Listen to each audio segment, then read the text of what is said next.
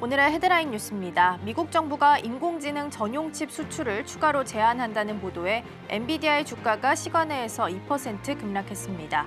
앞서 정규장에서 소폭 상승 마감했지만 장 마감 직후 AI 전용 칩 수출 규제 강화 보도에 투심에 불안감을 미친 것으로 해석됩니다.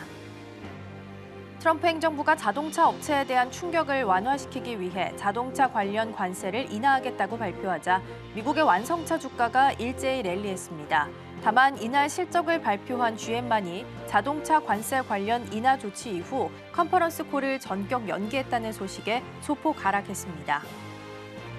트럼프발 관세 타격이 원유 수요를 둔화시킬 것이라는 우려에 3% 가까이 하락하며 2주 최저치를 기록했습니다. 트럼프 관세 폭탄으로 세계 경제가 침체에 빠질 가능성이 높아졌기 때문입니다. 오펙 플러스의 증산 계획도 유가 급락에 일조했습니다. 미정부의 자동차 관세 인하 기대감에 암호화폐가 일제히 소폭 상승했으나 리플만이 하락했습니다. 리플의 하락에는 구체적인 이유는 없으나 루머의 사고, 뉴스의 반란은 증시 격언이 적용되고 있기 때문으로 풀이됩니다. 최근 XRP는 SEC의 선물 상장 지수 펀드를 승인받아 랠리를 보인 바 있습니다.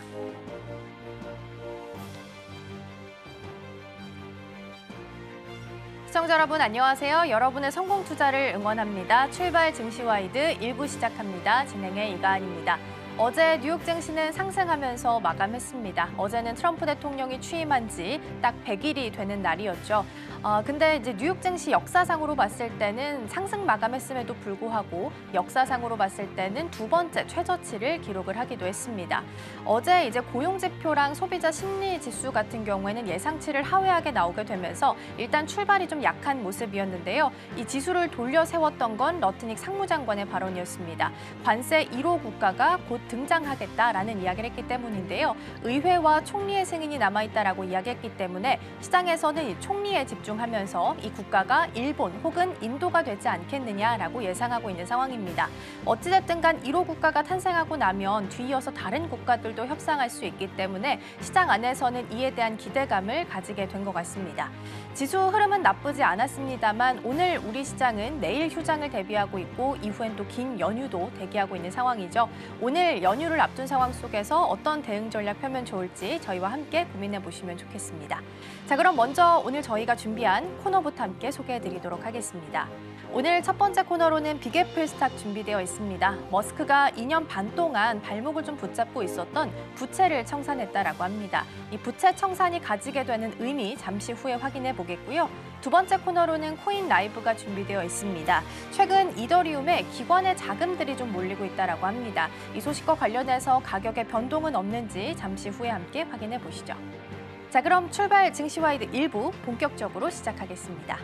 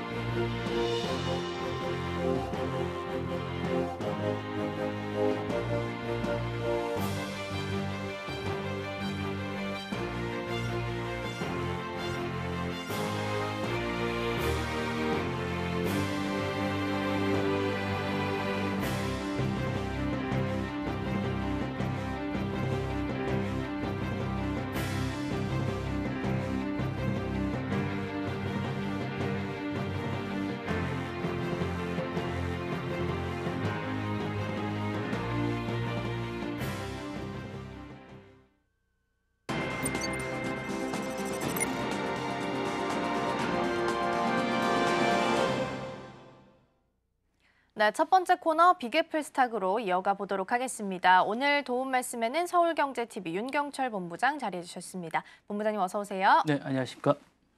네, 오늘도 6가지 경제 키워드 준비되어 있습니다. 먼저 첫 번째 키워드부터 화면을 통해서 만나보시죠. 네, 오늘의 첫 번째 키워드는 머스크 매직 보도록 하겠습니다. 머스크가 2년 반 동안 옥죄고 있었던 130억 달러 부채를 머스크 매직으로 매듭을 좀 지었다라는 소식이 전달이 됐습니다. 머스크를 과소평가하지 말라는 것을 좀 이번에도 증명시킨 게 아닌가 싶은데요. 부채 청산이 의미하는 바는 어떤 것들이 좀 있을까요? 네, 이제 2년 반 동안 묶여있던 그 130억 달러의 부채를 월가 거물주도 사실상 뭐 포기 직전에 이제 그 이 딜을 결국 일론 머스크가 해냈다고 할 수 있습니다. 2020년에 머스크는 이 트위터죠. 지금 X인 이 트위터를 필요한 자금을 130억 달러를 사실 모건 스탠리하고 뱅크 오브 아메리카 등 7개 은행으로부터 빌렸습니다. 당초 계획은 간단했습니다. 일단 인수 완료, 그다음에 이제 대출을 시장에 이제 대출을 팔고 요걸 팔고 나서 이제 막대한 수익을 올리는 것, 그리고 이제 근데 이제 시장이 냉각이 됐습니다. 그리고 이제 광고주는 이탈을 했고 실적은 악화됐고 그다음에 투자자들은 등을 돌렸습니다. 그 결과 130억 달러는 은행의 장부에 무겁게 남아 있었습니다. 그자 이제 심각하게 이제 문제가 됐었는데 그런데 이제 게임이 다시 시작이 됐습니다. 2024년 이제 도널드 트럼프가 재선에 성공하면서 머스크는 트럼프의 핵심적인 어쨌든 동맹이 됐고요. 광고주들이 들어왔습니다. 그리고 투자 심리가 회복이 됐습니다.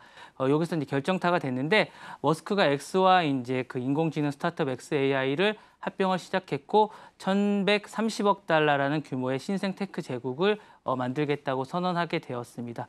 X는 더 이상 이제 그 광고에 의존하는 소셜 미디어가 아니게 됐고, 요거는 드디어 XAI라는 새로운 플랫폼의 새로운 테마가 되게 되었습니다. 그러면서 이제 자연스럽게 이제 청산을 하게 되었는데요. 좀 재미있는 것은 2023년부터 이제 자연스럽게 조금씩 X는 요거를 대출을 시장에 내놓게 되었습니다. 그러면서 총 110억 달러를 투자자들에게 팔리게 되었습니다. 그러면서 이제 이번 주에 이제 남은 12억 달러를 1달러당 98센트의 이제 가격에 판매가 완료되었습니다. 그러니까 시장의 변동성에 불구하고 X는 머스크는 이제 AI 조합의 투자 매력에 힘입어 거의 원금 수준에 거의 팔게 되었고요. 그러면서 이제 다 갖게 되는 거죠.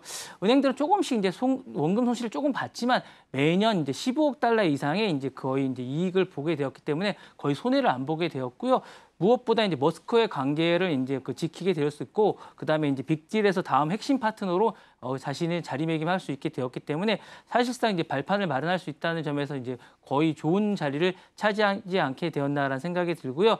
130억 달러의 어쨌든 부채, 2년 반 만에 이런 걸 갚았다는 점에서 사실상 머스크가 다시 한 번 더 매직을 발휘하게 되지 않았나라는 생각이 듭니다. 그래서 이런 부분에 이제 두 장의 카드를 지게 되면서 이제 머스크는 결국에 난제를 풀어나는 어떤 마술사라는 능력을 다시 한 번 더 보여준다는 그런 능력을 보여준 게 아닌가라는 생각이 듭니다. 네.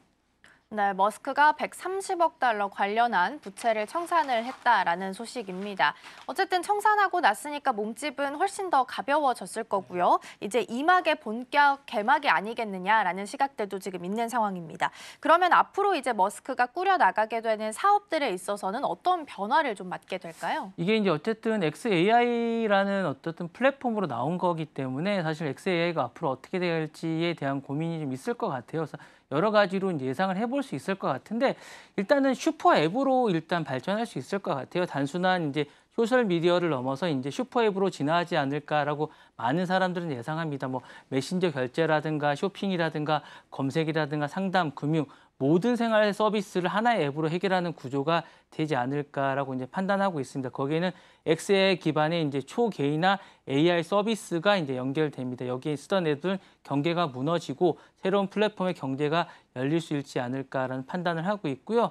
두 번째 시나리오는 이제 AI가 독립적인 상업화가 될 것 같은 생각입니다. 외국 기업에도 이제 개방이 돼서, 그러니까 이게 API로 어쨌든 그 플랫폼이 이제 키우는 겁니다. 오픈 AI처럼 이제 챗 GPT처럼 아니면 아마존 AWS처럼 이제 API가 다른 기업에 이제 빌려주게 되는 약간 이런 개념이 될 것 같은 그런 게 돼서 이제 이 경우 X가 단순한 어떤 기반을 키우는 것이 아니라 수익화의 축이 되는 약간 이런 식의 어떤 그런 축이 되는 어떤 허브 같은 역할을 하게 되는 게 될 것 같은 그런 생각도 들고요. 아니면 세 번째는 생성형 AI 커머스 광고 혁신이 될 것 같은 이런 생각이 좀 듭니다. 그래서 플랫폼 안에서 AI 기반의 어떤 초개인화 쇼핑과 생성형 광고 네트워크를 구축하는 겁니다. 그래서 당신이 남긴 글 같은 것들을 분석해서 가장 하고 싶은 것들을 추천해준 약간 그런 구조가 되지 않을까라는 생각이 돼서 이런 세 가지 기반의 어떤 시나리오가 있지 않을까라는 생각이 듭니다. 네, 머스크 시대에 본격적으로 이막이 열리게 될지, 부채 청산하고 나서 몸집이 가벼워진 채로 어떤 변화를 겪게 될지도 같이 한번 체크해 보시면 좋겠습니다. 자, 첫 번째 키워드 마무리하고요. 두 번째로 넘어가 보도록 하겠습니다. 네, 두 번째 키워드는 카이퍼 프로젝트 보도록 하겠습니다. 아마 아마존 통신 위성 관련해서 카이퍼 프로젝트 많이 들어보셨을 텐데요. 최초 27개 위성이 현지 시간으로 4월 28일에 이제 발사가 됐습니다. 총 3,236개 위성이 이제 저 지구 궤도에 뛰어서 광대역 인터넷 서비스를 제공하게 되는 긴 프로젝트다라고 보시면 될 것 같은데요. 일단 위성 프로젝트가 시작이 됐기 때문에 우리 시장 안에서도 이 소식 이후에 실제적으로 관련주들 반응이 있기도 했었는데요. 다시 아마존으로 돌아와서 좀 본다면 이 카이퍼 프로젝트가 시사하는 바는 어떤 것들이 좀 있을까요? 사실 이제 카이퍼 프로젝트가 이제 한다 안 한다 말이 좀 많았었는데 이제 드디어 첫 위성이 발사가 됐습니다. 플로리다 이제 케이퍼 커버넬 우주 기지에서 발사가 됐고요. 27기, 27개의 위성이 이제 발사가 됐습니다. 화려하게 발사가 됐는데 사실 악천후가 좀 있었기 때문에 발사가 될지 말지 좀 많은 걱정이 있었는데 다행히 발사가 됐고요.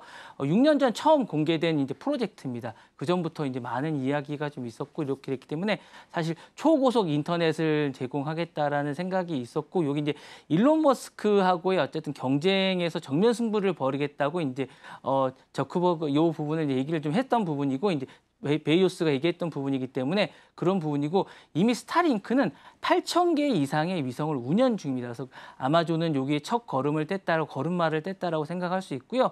연방통신위원회죠. 아마존에게 2026년까지 7월에 전체 카이퍼 절반의 1,618개의 궤도를 올려야 된다고 이제 의무적으로 요구하고 있습니다. 그래서 이를 위해서 아마존은 80건 이상의 추가 발사가 예정돼 있고요. 이번엔 ULA라고 같이 하고 있는 가 있는데 앞으로 이제 아마존은 스페이스X도 같이 해야 되고요. 사실 아리안 스페이스와 블루 오리진과 함께 이제 손을 잡고 발사를 해야 됩니다. 그래서 이렇게 해서 80여 건에서 1,618개를 발사를 해야 되고요. 아마존 CEO 앤디 잭스가 이제 얘기하는 부분은 이렇습니다. 그래서 투자액은 100억 달러 이상을 투자해서 이제 발사를 하겠다라는 거고 초기에는 투자를 하겠지만 장기적으로는 의미 있는 투자 계획을 발사해서 수익률을 올리겠다라고 얘기하고 있고 올해는 일반 소비자와 기업, 정부를 대상으로 3억적인 서비스를 하겠다는 건데 이게 저궤도 위성이라는 게 뭐냐고 얘기를 하면 이제 인터넷 서비스입니다. 쉽게 얘기해서 인터넷 서비스고 이번 주 1분기 실적 발표를 얘기해서 향후 수익 모델을 언급하겠다고 얘기하는 건데 향후에 여기를 좀 더 많이 발전해서 이제 경쟁적인 체제를 하겠는데 좀 걸음마 단계라서 향후에 어떻게 서비스를 할지는 잘 모르겠는데 빨리 서비스를 해서 빨리 따라잡겠다라는 의지를 좀 밝히고 있는 이런 상황입니다. 네, 이제 카이퍼 프로젝트 같은 경우에는 향후 이제 10년 동안 최대 3,236개 위성을 이제 지구에 있는 저궤도에다가 쏘아 올리는 프로젝트다라고 보시면 될 것 같고요. 일단 10년 정도 계획을 가지고 있고 이 발표가 처음 나온 건 작년 6월이었습니다. 그래서 10년 동안의 긴 프로젝트다라고 보시면 될 것 같고 저궤도 위성과 관련해서는 가장 대표적인 기업이 스페이스X고 그에 따라서 나와 있는 게 이제 스타링크가 되겠죠. 그래서 이제 아마존과 정면 승부를 펼치게 되겠다라는 시각들이 지금 많이 제기가 되고 있는데요. 앞으로 이런 두 기업들의 경쟁은 어떤 구도로 좀 펼쳐지게 될까요? 일단 말씀하신 대로 이제 그 스타링크하고 경쟁이 가장 이슈가 되고 있고 뭐 사실 CEO 두 사람이 이제 사실은 이제 일론 머스크하고 이제 두 사람의 경쟁이 가장 주목을 받고 있는데요. 일단 인프라 구축 경쟁이 가장 심각할 것 같아요. 첫 번째 이제 경쟁은 속도일 것 같아요. 스타링크는 이미 이제 7,000여 개 이상의 위성을 띄웠고 말씀드린 대로 서비스 지역도 빠르게 확장하고 있습니다. 반면 이제 카이퍼는 이제 27개밖에 이제 띄우지 않았기 때문에 하지만 2020년까지 이제 최소 1,618개 계속 올려야 되기 때문에 강력한 목표 위성을 가지고 있습니다. 그래서 누가 더 빠르게 안정적으로 글로벌 커버리지를 하느냐가 1차 핵심인 것 같아요. 그래서 누가 이 부분을 먼저 하느냐가 이제 목표인 것 같고요. 두 번째는 이제 수익성입니다. 이게 뭐 좀 빨리 한다고 하는 게 중요한 게 아니라 얼마만큼 이제 카이퍼도 이제 빨리 수익을 올리냐에 대한 부분인데 스타링크는 이미 많은 걸 갖고 있기 때문에 약간 개인 소비자를 중심으로 저가형 안테나하고 월 구독료를 모르게 빠르게 많은 가입자를 모집하는 걸 목표로 하고 있습니다. 반면 아마존은 카이퍼를 목표로 AWS의 어떤 클라우드를 연결하고 그다음에 기업과 정부를 대상으로 고부가가치 전략을 좀 쓰고 있으면서 단순한 가입자가 목표가 아니라 한 명당 벌어들이고 있는 돈을 목표로 두 회사가 정반대의 길을 가고 있는 게 아닌가라는 판단이 좀 들고 있습니다. 세 번째는 이제 글로벌, 그러니까 이게 안에서 단순히 이제 미국 시장 내에서는 너무 좁기 때문에 이게 하늘에서의 전쟁입니다. 그래서 이제 향후에는 이제 글로벌 시장을 목표로 하고 있는데 스타링크는 이미 이탈리아와도 지금 계약이 한 2억 달러 정도 지금 이야기가 되고 있고요.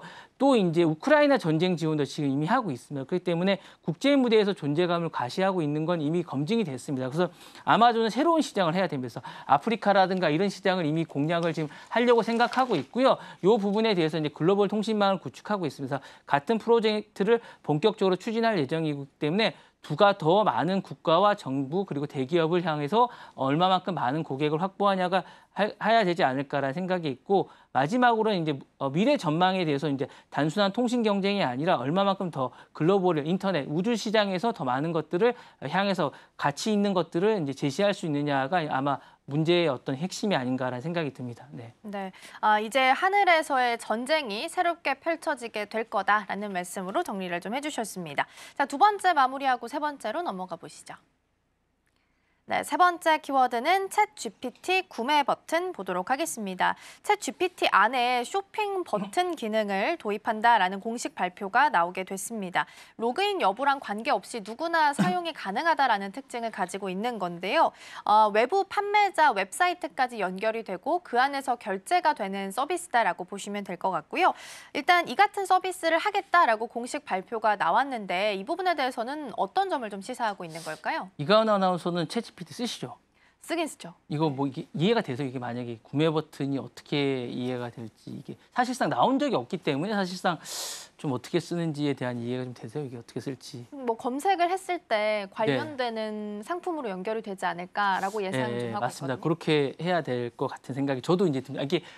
이게 나오지가 않아서 사실은 이게 어떻게 될지에 대해서 이제 잘 모르겠습니다. 사실은 이제 그렇게 되지 않을까라고 많은 사람들이 추측을 하고 있는데 사실상 이제 기본적으로 이제 오픈 AI가 이제 오늘부터 이제 공개하겠다라고 얘기하기 때문에 나와봐야 좀 알 것 같습니다. 앞으로 나오겠다라고 얘기하는데 이게 사실상 미국 시장으로 나오겠다라고 얘기를 하는 거고 곧 나오겠다라고 얘기하는 거기 때문에 누구나 로그인 여부와 상관없이 이제 챗GPT의 검색 결과에 따라서 나오는 겁니다. 그래서 이기 때문에 직접 상품을 추천받고 이제 클릭 한 번으로 구매 사이트를 이용하는 거예요. 그 안에서 하는 게 아니고요. 이제 그 안으로 이제 연결하면 이제 아마존이나 여러 가지로 연결해주겠다는 약간 이런 거기 때문에 추천 광고가 아니라 이제 막 책임자가 모든 유저의 취향이나 웹 리뷰나 바탕으로 유기적인 결과라고 이제 강조하고 있기 때문에 이런 겁니다. 예를 들어서 이런 겁니다. 사용자가 에스프레소 머신을 만약에 찾는다고 그러면 이가은 아나운서가 에스프레소 머신을 만약에 찾는다고 쳐보세요. 그러면 이제 요 챗GPT가 취향이나 과거의 검색 기록이나 이런 거에 따라서 이제 이런 거에 따라서 이제 추천을 해준 거예요. 그리고 과거에 이제 이런 것들 리뷰를 만약에 하실 거 아니잖아요. 이런 것들을 찾아서 이제 해주는 거면서 훨씬 더 많이 최적화를 맞춰서 해주지 않을까라는 생각이 들고요. 현재 챗GPT는 매주 이제 10억 건 이상의 검색이 이루어지고 있기 때문에 그중에 상당수가 아마 전자제품이나 뷰티나 가구 등 이런 쇼핑 리서치와 연결되어 있습니다. 그래서 이번 업데이트는 이제 구글이나 이런 쇼핑과 좀 약간 다를 것 같은 이런 생각이 들고요. 구글은 이제 광고나 유료 배치나 이런 기반으로 노출이 되지만 챗GPT는 유저의 어떤 취향이나 리뷰나 이런 기준으로 제품을 추천하기 때문에 좀 차별화가 좀 많이 있을 것 같은 생각이 듭니다. 그래서 이건 진짜 리뷰 기반의 어쨌든 쇼핑 경험을 내세우는 시도가 아닐까라는 생각이 좀 들고요. 가장 큰 질문은 아마 이게 이제 연말에 이게 수익 기반을 이제 맞춰야 되는 약간 이런 게 있으면서 이런 거에 대한 수익 모델이라는 생각이 들고요. 언론사들은 이제 와이어드나 이런 언론사들이 미국에서 보도에 따르면 자체 링크를 통해 이제 수익을 얻고 있지만 챗GPT 쇼핑은 오픈 AI가 어떤 방식으로 수익을 공유될지에 대해서 명확하게 아직 밝히고 있지 않습니다. 그래서 다양한 방식으로 이제 수익을 공유하지 않을까라는 생각이 들고요. 향후에 어플리케이션이나 모델 실험 계획은 밝힐 예정이라고 하고 있으면서 어떤 식으로 이제 수익을 밝혀낼지는 좀 기다려봐야 되지 않을까라는 생각이 있는데 오픈 AI는 이제 이 부분에 대해서 2029년까지 엄청납니다. 1,250억 달러까지 벌어내겠다라고 이제 자신의 목표를 밝히고 있으면서 이번 쇼핑 기능이 장기적으로는 매출 성장에 중요한 축이 되지 않을까라고 생각이 되고 있습니다.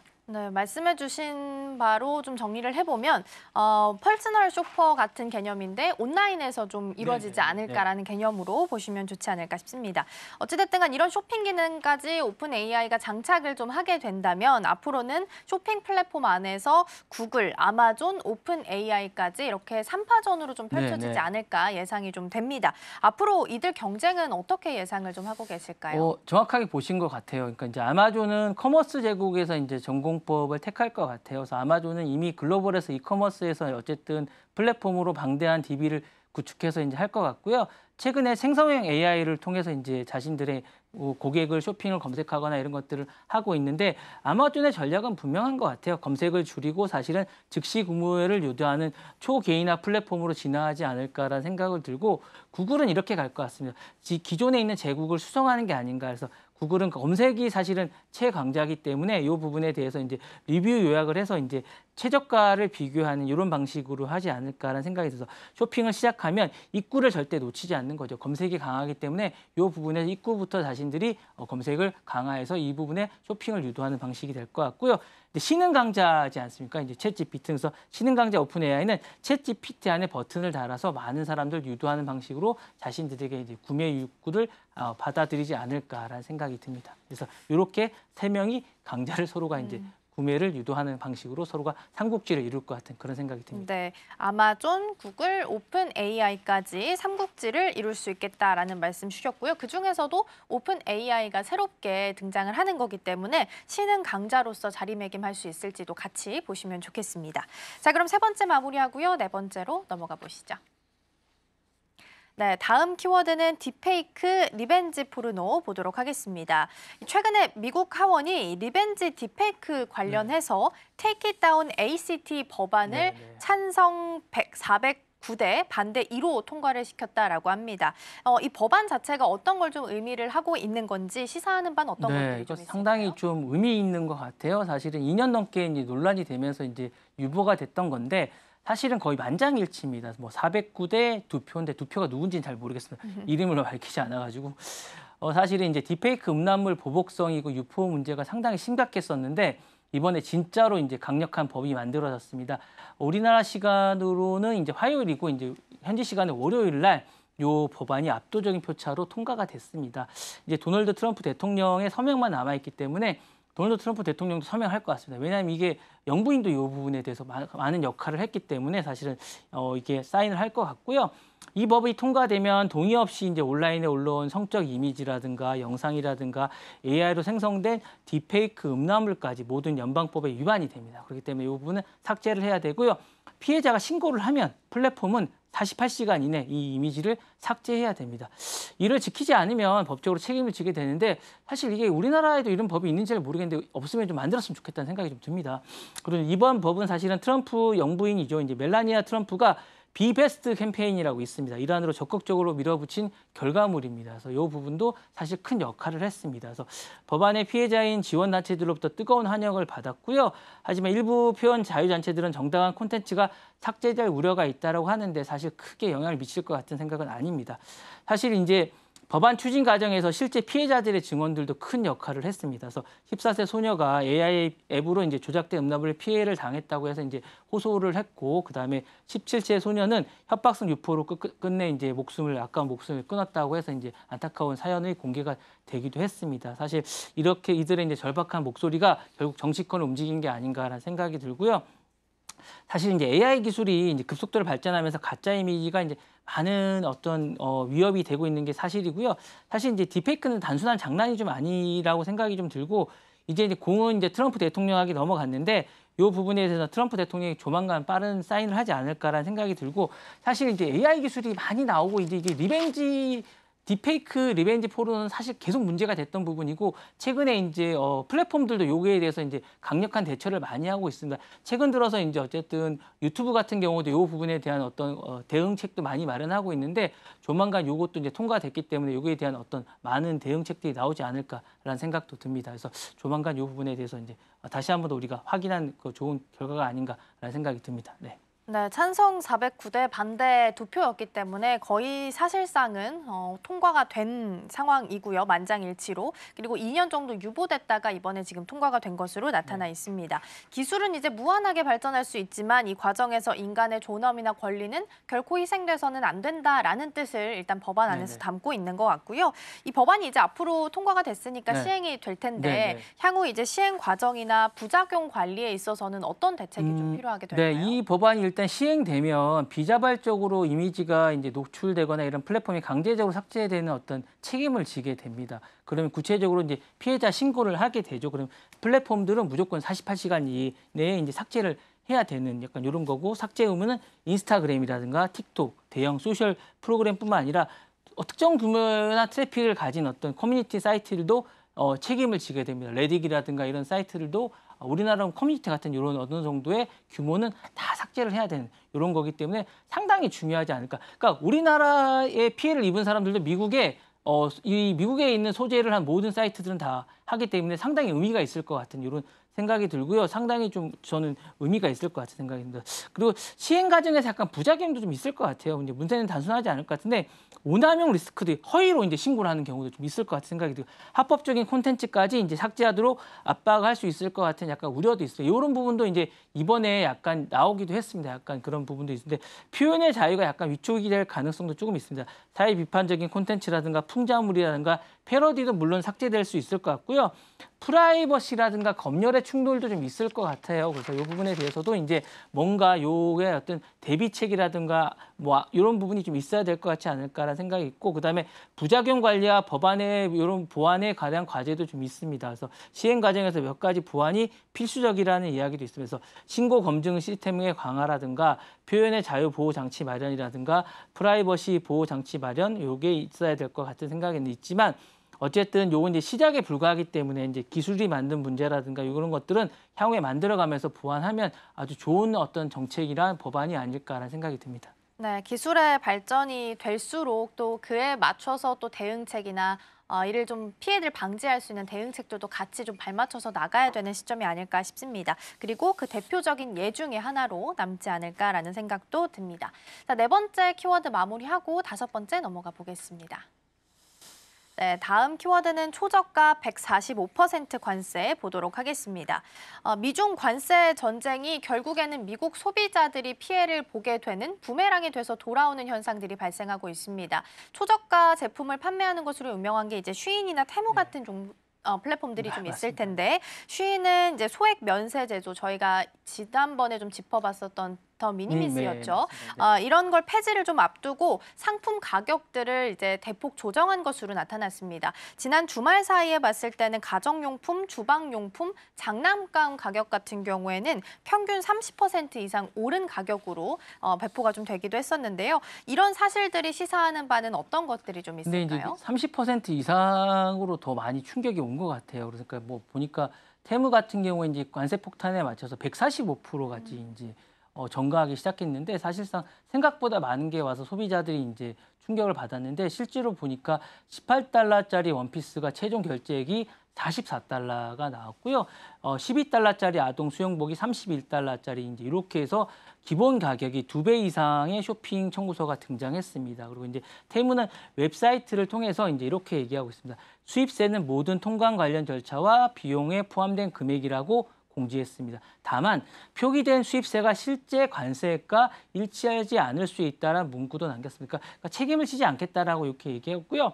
테무는 미국 내 현지 창구에서 출고되는 제품에는 수입세를 부과하지 않고 중국발 직배송 제품에만 140% 넘는 수수료를 추가하고 있다라고 해서 이제 실질적으로 이제 140% 넘는 중국산의 제품에 대해서는 하고 있다라고 얘기를 했습니다. 사실상 원래 얘기했던 30% 관세보다 훨씬 더 많은 관세를 부과하겠다라는 이야기를 하고 있는 거죠. 그래서 이렇게 얘기하면서 가격이 이제 급등하면서 이제 미국의 어떤 테무 제품을 찾는 소비자들의 반응은 놀라움과 어쨌든 충격이 오고 있는 거죠. 그래서 레딧이라고 이제 커뮤니티라는 그 포럼에는 보면 옛날에 테무를 좋아했던 시대는 지났다라고 했던 이렇게 이야기 나오면서 하루아침에 엉망장자처럼 쇼핑하던 시대에서 거지가 됐다라고 이제 비아냥거림이 나오고 있고요. 한 소비자는 이제 12달러에 이제 다육이 다육이 이제 화분을 사려다가 하루 만에 $30를 가격에 실망해서 구매를 포기했다라고 이야기하는 경우도 있고요. 테무의 장점이었던 말도 안 되는 저가 쇼핑의 메리트가 사라지면서 이제 아마존이나 월마트, 타깃 같은 이런 식으로 옮겨가는 쇼핑에 어쨌든 그런 흐름이 오고 있지 않나라는 생각이 좀 들고 있고요. 이런 패턴이 계속 반복되면서 여러 가지 이야기가 나오고 있으면서 테무는 이러면서 이제 그 여러 가지 광고비도 삭감하고 있는 트렌드가 되고 있으면서 다운로드 순위도 많이 내려가고 있는데 원래 2, 3위 정도 했었거든요. 그러면서 최근에 이제 광고비를 삭감하면서 순위가 73위까지 떨어지는 약간 이런 현상이 또 나타나고 있으면서 이러면서 테무뿐만이 아닙니다. 이런 현상은 쉐인이라고 비슷한 사이트도 있는데 쉐인도 순위가 거의 50몇 위까지 떨어지고 있는 현상이 좀 있고요. 이렇게 되면서 이제 전반적으로 이제 초저가 시대는 끝난 게 아닌가라는 평가가 나오고 있습니다. 네, 테무, 쉬인 같은 좀 초저가였었던 플랫폼 안에서도 관세까지 가격이 좀 붙게 되면서 미국에 있는 소비자들이 오히려 좀 피해를 보고 있다라는 말씀을 같이 좀 주셨습니다. 이제 오늘 아침에 나왔던 소식을 보면 아마존이 좀 뜨겁긴 했었죠. 좀 정리를 해서 말씀을 드리면 마지막에 아마존 결제 단계에서 이 가격은 관세 때문에 붙은 가격입니다라고 표시를 하겠다라고 아마존에서 공식적으로 발표를 했습니다. 그리고 이후에 이제 백악관 쪽에서도 이에 대해서 지적을 했고 트럼프 대통령도 직접 이제 베이조스에게 전화를 걸어서 그러지 말아달라라고 이야기를 했다라고 합니다. 대통령이 직접 개입했다라는 것 자체가 민심이 좀 요동칠 수 있다라는 부분을 고려하지 않았을까라는 생각도 좀 드는데요. 이런 상황들 전반적으로 어떻게 좀 전개가 된 건가요?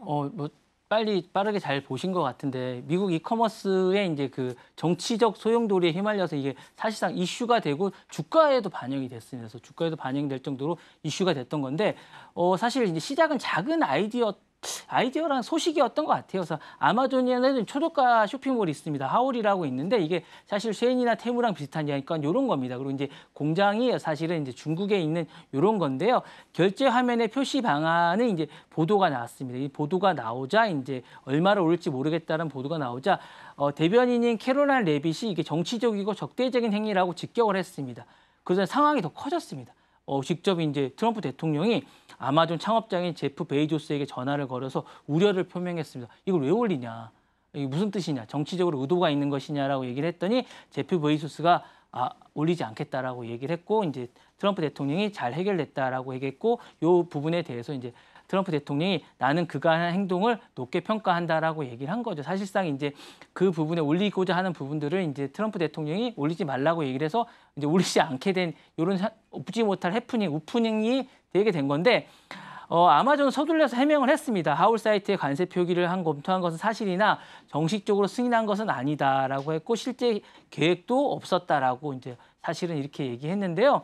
메인 아마존닷컴에는 이제 관세 정보 표기 자체가 고려한 적도 없다라고 못 박았습니다. 그래서 하지만 이미 시장은 반등을 했습니다. 아마존 주가가 0.17% 하락을 했습니다. 그만큼 시장이 아마존에 대해서 이제 기본적으로 이제 신뢰를 하지 않는다는 이야기가 된 거죠.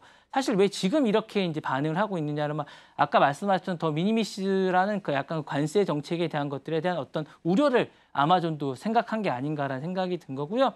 배경에는 그런 종료 계획이 있었다는 것들에 대한 우려가 있었던 것 같아요. 5월 2일부터 이제 $800 이하의 소액 해외 배송품에 대한 관세와 통관 검사를 받아야 하는 정책이 시작됩니다. 그리고 아마존 하울도 이 부분에 대한 어떤 조항에서 어쨌든 영향을 받게 되기 때문에 흔들릴 위기에 당연히 있게 되는 거죠. 그래서 이 와중에 중국 공급망에 대한 주문이 취소가 되고 그리고 오히려 이런 부분에 벤더가 보존 요구를 하게 되기 때문에 어쨌든 영향을 받을 수밖에 없게 됩니다. 그래서 이 부분에 대해서 어떻게 하게 대한 것들이 있고 그다음에 광고 계약이랑 이메일 요청이나 정비가 계속 잇따르게 됩니다. 그래서 이 부분에 대해서 이제 아마존도 방어를 해야 되는데 이거를 아마존은 손해를 봐야 되는 입장이기 때문에 향후에도 이게 잠시 이제 미봉책이기 때문에 지금은 엉들르고 있지만 향후에 이걸 어떻게 해야 될지 아마존도 고민입니다. 그래서 향후에 이번 논란은 사실은 결제창에서 사실은 사용자들의 어쨌든 문제로 이제 시작이 됐지만 미중 무역 전쟁이라든가 글로벌 이커머스 전쟁이라든가 정치적 긴장이라는 이슈로 복합적으로 얽혀 있는 문제입니다. 사실은 향후에 이게 다시 불거질 수 있는 문제고 사실은 국제 간의 이런 부분들은 향후에 계속 다시 떠오를 수 있는 문제이기 때문에 좀 더 지켜봐야 되지 않을까라는 생각이 듭니다. 네. 오늘 밤사이엔 또 아마존과 관련된 이슈가 작용을 좀 했었는데 관련된 내용들은 조금 더 체크를 해볼 필요가 있다라는 말씀 주셨습니다. 자, 그럼 이어서 다음 키워드 함께 확인해 보시죠. 네, 다음 키워드는 IBM 1,500억 달러 투자 내용 보도록 하겠습니다.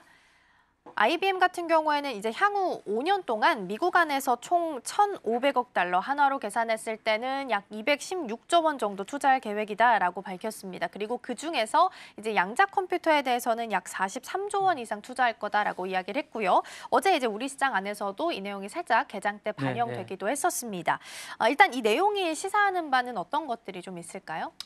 사실 이번 발표는 뭐 시기적으로 좀 주목할 만할 것 같아요. 사실 최근 도널드 트럼프 대통령이 상호 관세 정책을 발표하면서 미국 내 제조업을 육성하겠다고 했잖아요. 현재 반도체라든가 스마트폰이라든가 컴퓨터라든가 주요 부품에 대해서 이제 관세 적용에 대해서 제외했고 최근에 자동차도 이제 제외하겠다라고 얘기했지만 사실 뭐 여러 가지로 IBM 불안한 게 사실입니다. 이런 부분에서 했기 때문에 이런 데 대해서 이제 선제적으로 발맞춘 게 아닌가라는 생각이 좀 들어서 투자와 배경의 타이밍에 주목해 볼 필요가 있을 것 같고요. 투자 내부와 또 세부적인 전략적인 것도 좀 주목해 봐야 될 것 같아요. IBM은 세계 최대의 양자 컴퓨터 시스템과 플릿을 보유하고 있습니다. 이번 투자로 이제 메인 프레임이라든가 생산 라인을 강화하는 측면도 좀 있습니다. 그래서 4세대 Z17 AI의 어떤 메인 프레임을 제조하겠다는 의미도 있고 양자 컴퓨터 조립과 상용화 속도의 모든 어떤 미국 내 조립을 가속화할 계획을 세우고 있습니다. 그래서 특히 300억 달러의 메인 프레임과 양자 컴퓨터 시설을 확충한다는 건데 이 부분은 미국 제조업과 어떤 함께 성장하겠다라는 생각이 좀 있는 것 같습니다. 이 부분은 어쨌든 미국 내 어떤 성장에 대한 어떤 가치나 이런 부분에 대해서 자신들이 뭔가 의미 있는 것들을 하겠다는 생각이 있는 것 같고요. 특히 Z17에 대한 AI 메인 프레임은 AI 워크로드에 관련돼서 자신들이 최적화를 위해서 의류라든가 의료 보안이라든가 이런 수요를 급증할 거고 일자리 창출을 많이 하면서 어쨌든 그 트럼프 대통령이 추구하는 일자리 창출, 리쇼어링 정책에 부합하겠다라는 의지를 다시 한 번 더 확인시켜 준 게 아닌가라는 생각이 듭니다.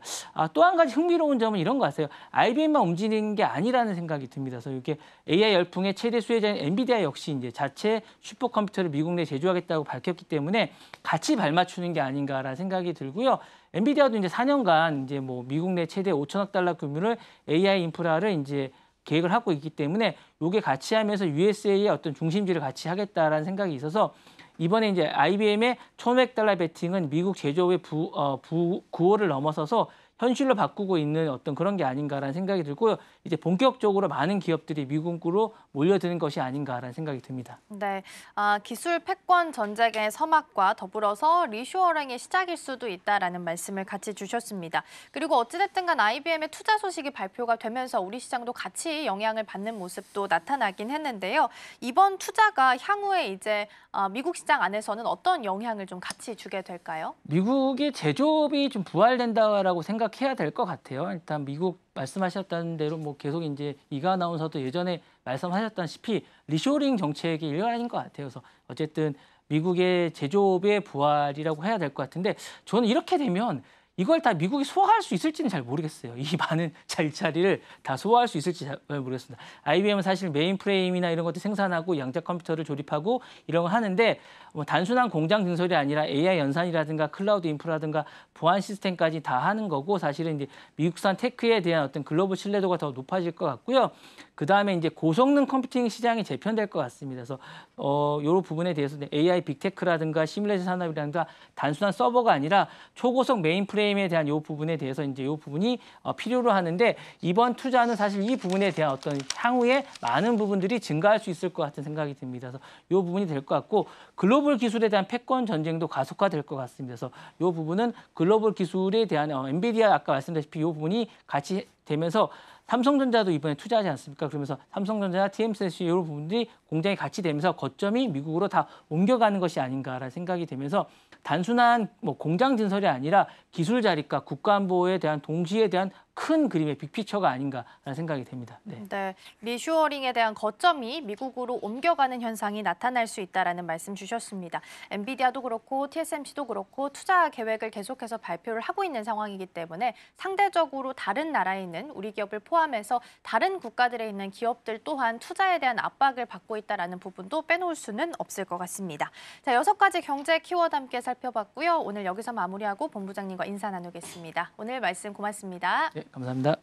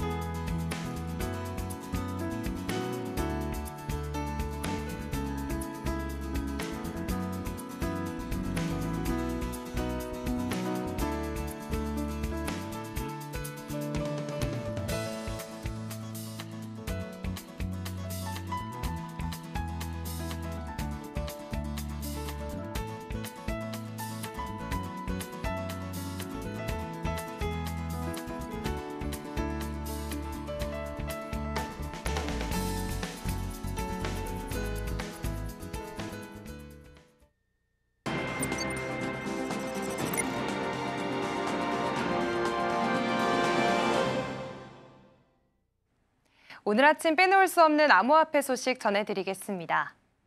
비트코인 채굴이 친환경 방향으로 전환되고 있다는 분석이 나왔습니다. 현지 시각 29일 암호화폐 전문 매체 더 디파이언트에 따르면 케임브리지 금융센터가 발표한 네 번째 비트코인 채굴 보고서에서 비트코인 네트워크의 에너지 소비 중 52.4%가 탄소 중립 또는 지속 가능한 에너지원에서 공급되고 있다고 밝혔습니다. 이는 2022년의 37.6%에서 크게 증가한 수치입니다. 이 같은 변화는 석탄에서 천연가스로의 에너지 전환 덕분으로 현재 천연가스는 채굴 에너지의 38.2%를 차지하고 있습니다. 또한 핀란드의 파일럿 프로젝트처럼 폐기 에너지를 재활용해 지역사회에 이익을 주는 사례도 주목받고 있습니다. 보고서는 비트코인 채굴이 전력망 안정화와 신재생에너지 활용에도 기여하고 있다고 분석했으며 이는 테슬라가 비트코인 결제를 재개할 조건인 청정에너지 사용률 50%를 초과한 것이기도 합니다. 친환경 전환에 대한 비트코인 업계의 노력이 본격화되며 지속 가능한 금융 인프라로의 가능성이 더욱 주목받고 있습니다. 스테이블 코인이 빠르게 확산되고 있는 가운데 그 이면에는 불법 활동에 악용되고 있는 심각한 현실도 존재하고 있습니다. 암호화폐 규제 분석 전문업체 비트레이스는 29일 발표한 보고서에서 2024년 스테이블 코인 전체 거래 중 약 5.14%, 금액으로는 6,490억 달러가 고위험 주소로 이동했다고 밝혔습니다. 이는 불법 활동과 연관된 지갑 주소로 전년 대비 소폭 감소했지만 여전히 높은 수치입니다. 특히 트론 네트워크에서 발생한 테더가 고위험 거래의 70% 이상을 차지하며 주요 우려 대상으로 떠올랐습니다. 이는 테더의 높은 보급률과 낮은 전송 수수료 등이 원인으로 지목됩니다. 또한 온라인 도박 플랫폼을 통한 스테이블 코인 유입도 급증해 올해에만 2,178억 달러가 유입됐으며 이는 전년 대비 17.5% 증가한 수치입니다. 이 가운데 테더의 점유율도 빠르게 증가하고 있는 것으로 나타났습니다. 전문가들은 이 같은 통계를 통해 암호화폐 산업 전반에 걸친 규제 강화와 국제적 협력이 절실하다고 강조하고 있습니다. 비트코인 ETF가 옵션 시장에서도 존재감을 과시하며 디지털 자산이 주류 투자 자산으로 부상하고 있습니다. 현지 시간 28일 금융정보 플랫폼 옵션 차트에 따르면 블랙록이 운용하는 IBIT의 옵션 거래량이 하루 동안 31만 5천 건을 기록했습니다. 이는 구글, 아마존, 메타를 모두 제치고 테크 대장주들과 어깨를 나란히 한 수치입니다. 콜옵션과 풋옵션이 고르게 분포돼 있어 상승과 하락 양방향에 대한 투자 수요가 활발하게 나타난 것도 주목할 만합니다. 전문가들은 이를 단기 수요가 아닌 구조적인 관심의 결과로 분석하고 있는데요. 현물 ETF 시장에서도 IBIT는 독주 중입니다. 28일 하루 만에 9억 7천만 달러가 순유입되며 출시 이후 운용자산은 420억 달러를 넘어섰습니다. 시장 전문가들은 이번 IBIT의 급부상이 디지털 자산이 더 이상 변방의 대체 자산이 아닌 전략적 자산군으로 인식되고 있음을 보여준다고 강조했습니다. 조기 대선을 앞두고 디지털 자산 정책이 핵심 이슈로 떠오르고 있습니다. 29일 국회에 따르면 국민의힘은 디지털 자산 관련 7대 공약을 발표하며 본격적인 표심 잡기에 나섰습니다. 주요 내용은 현물 ETF 허용, 토큰 증권 법제화, 과세 체계 마련 등으로 약 1,600만 명에 달하는 국내 투자자들을 겨냥한 행보입니다. 특히 1거래소, 1은행 원칙 폐지와 디지털 자산 기본법 제정이 큰 주목을 받고 있습니다. 대선 경선 후보들도 정책 행보에 속도를 내고 있습니다. 김문수 후보는 공공기관의 디지털 자산 투자 허용과 한국 코인거래소 설립을 제안했고요. 한동훈 후보 역시 규제 완화에 긍정적인 입장을 내비쳤습니다. 한편 더불어민주당도 디지털 자산 기본법 발의를 준비 중이며 입법 중심 대응에 무게를 싣고 있습니다. 2030 세대의 투자 비중이 높은 디지털 자산 시장이 이번 대선에 승부를 가릴 변수로 떠오른 가운데 여야의 정책 경쟁이 본격화되고 있습니다. 미국의 스테이블 코인 발행사 서클이 중동 시장 진출에 한 걸음 더 다가섰습니다. 암호화폐 전문 매체 크립토폴리탄에 따르면 서클은 아랍에미리트 아부다비 국제금융센터의 금융서비스 규제청으로부터 예비 승인을 받았습니다. 이는 서클이 아랍에미리트 내에서 합법적인 디지털 금융 서비스를 제공하기 위한 첫 단계로 정식 라이선스를 획득할 경우 본격적인 사업 확장이 가능해집니다. 서클은 지난해 12월 아부다비 국제금융센터에 법인을 등록한 데 이어 현지 금융사 루루파이낸셜 홀딩스와 협력해 USDC 기반의 송금과 국경 간 결제 서비스를 추진 중입니다. 서클 CEO 제레미 알레어는 아랍에미리트는 책임 있는 혁신을 위한 환경을 조성하고 있다며 이번 승인이 온체인 경제 기반 확대에 중요한 진전이라고 평가했습니다. 한편 이 발표는 아부다비 제1은행이 디르함 기반 스테이블 코인 발행을 예고한 지 하루 만에 나온 것으로 아랍에미리트 내 스테이블 코인 시장 경쟁이 본격화되고 있음을 보여줍니다. 서클의 이번 예비 승인 획득은 글로벌 스테이블 코인 시장의 전략적 확장을 위한 중요한 이정표로 평가받고 있습니다. 최근 급등한 XRP가 조정 국면에 진입할 수 있다는 분석이 나왔습니다. 코인텔레그래프는 29일 XRP가 최근 40% 넘게 반등하며 2.28달러까지 상승했지만 단기적인 가격 조정 가능성도 커지고 있다고 보도했습니다. 현재 XRP는 실현 가격인 1.02달러 대비 120% 이상 높은 2.29달러 선에서 거래되고 있으며 이는 과거 2018년과 2021년 급락 직전과 유사한 흐름이라는 분석입니다. 4시간 차트 기준으로는 상승 쐐기형 패턴이 나타나고 있어 하단 추세선이 붕괴될 경우 최대 1.89달러까지 조정될 수 있습니다. 이는 약 17% 하락 가능성을 시사하며 RSI 지수도 60에 근접해 매도세가 강화될 수 있는 구간에 있습니다. 하지만 주봉 차트에서는 긍정적인 시그널도 있습니다. XRP는 50주 지수 이동 평균선인 1.67달러 위에서 안정적으로 움직이고 있으며 상승 반전의 신호로 여겨지는 하락 쐐기형 패턴도 형성 중입니다. 상단 추세선을 돌파할 경우 6월까지 2.92달러까지 상승할 가능성이 제기되고 있습니다. 비트코인의 공급 부족이 심화되며 새로운 상승장이 임박했다는 분석이 나왔습니다. 블록체인 전문 매체 더블록에 따르면 분석기관 번스타인은 최근 보고서를 통해 비트코인의 주요 상승 요인으로 기업 매집, ETF 유입 확대를 꼽았습니다. 올해 비트코인 가격은 금이나 나스닥과의 상관관계보다 실제 수요와 공급이 더 중요한 변수가 되고 있다는 설명입니다. 최근 소프트뱅크와 테더 등 주요 기업은 42,000 비트코인을 확보하기 위한 벤처 21 캐피털을 설립했고 현재까지 약 80개 기업이 총 70만 비트코인, 전체 공급량의 3.4%를 보유하고 있습니다. 여기에 미국 비트코인 현물 ETF 시장에도 지난주 30억 달러가 유입돼 ETF 보유 비트코인만 총 공급량의 5.5%에 달하고 있습니다. 번스타인은 미국이 비트코인을 전략적으로 비축할 경우 국가 간 경쟁이 촉발될 수 있다고 전망하며 2025년에는 비트코인 가격이 20만 달러를 넘을 수 있다고 내다봤습니다. 이더리움이 강한 반등 흐름을 보이며 2,000달러 돌파 가능성이 높아지고 있습니다. 29일 암호화폐 전문 매체 코인텔레그래프에 따르면 이더리움은 최근 1,860달러 고점을 찍은 뒤 조정을 거쳤지만 다양한 강세 신호가 포착되며 추가 상승 기대가 커지고 있습니다. 특히 1,800달러 지지선을 유지할 경우 상승 추세가 본격화될 수 있다는 분석이 나옵니다. 기관 투자자들의 관심도 뚜렷해지고 있는데요. 28일 하루 동안 이더리움 ETF에는 6,410만 달러가 순유입됐으며 최근 일주일간 누적 유입은 약 1억 5,170만 달러로 올해 들어 최대치를 기록했습니다. 이는 전통금융권이 디지털 자산을 새로운 안전자산으로 인식하고 있다는 신호로 해석됩니다. 온체인 지표도 긍정적인데요. 이더리움 네트워크의 총 예치 자산은 518억 달러로 일주일 새 16% 상승했으며 덱스 거래량도 하루 16억 달러 이상으로 30% 증가했습니다. 기술적 분석에서는 강세 깃발 패턴과 함께 RSI 지수 60을 기록하며 여전히 상승 여력을 보이고 있습니다. 분석가들은 단기 목표 2,110달러, 중기적으로는 2,500달러까지 상승 여력이 있다고 전망하고 있습니다. 지금까지 코인 이슈 전해드렸습니다.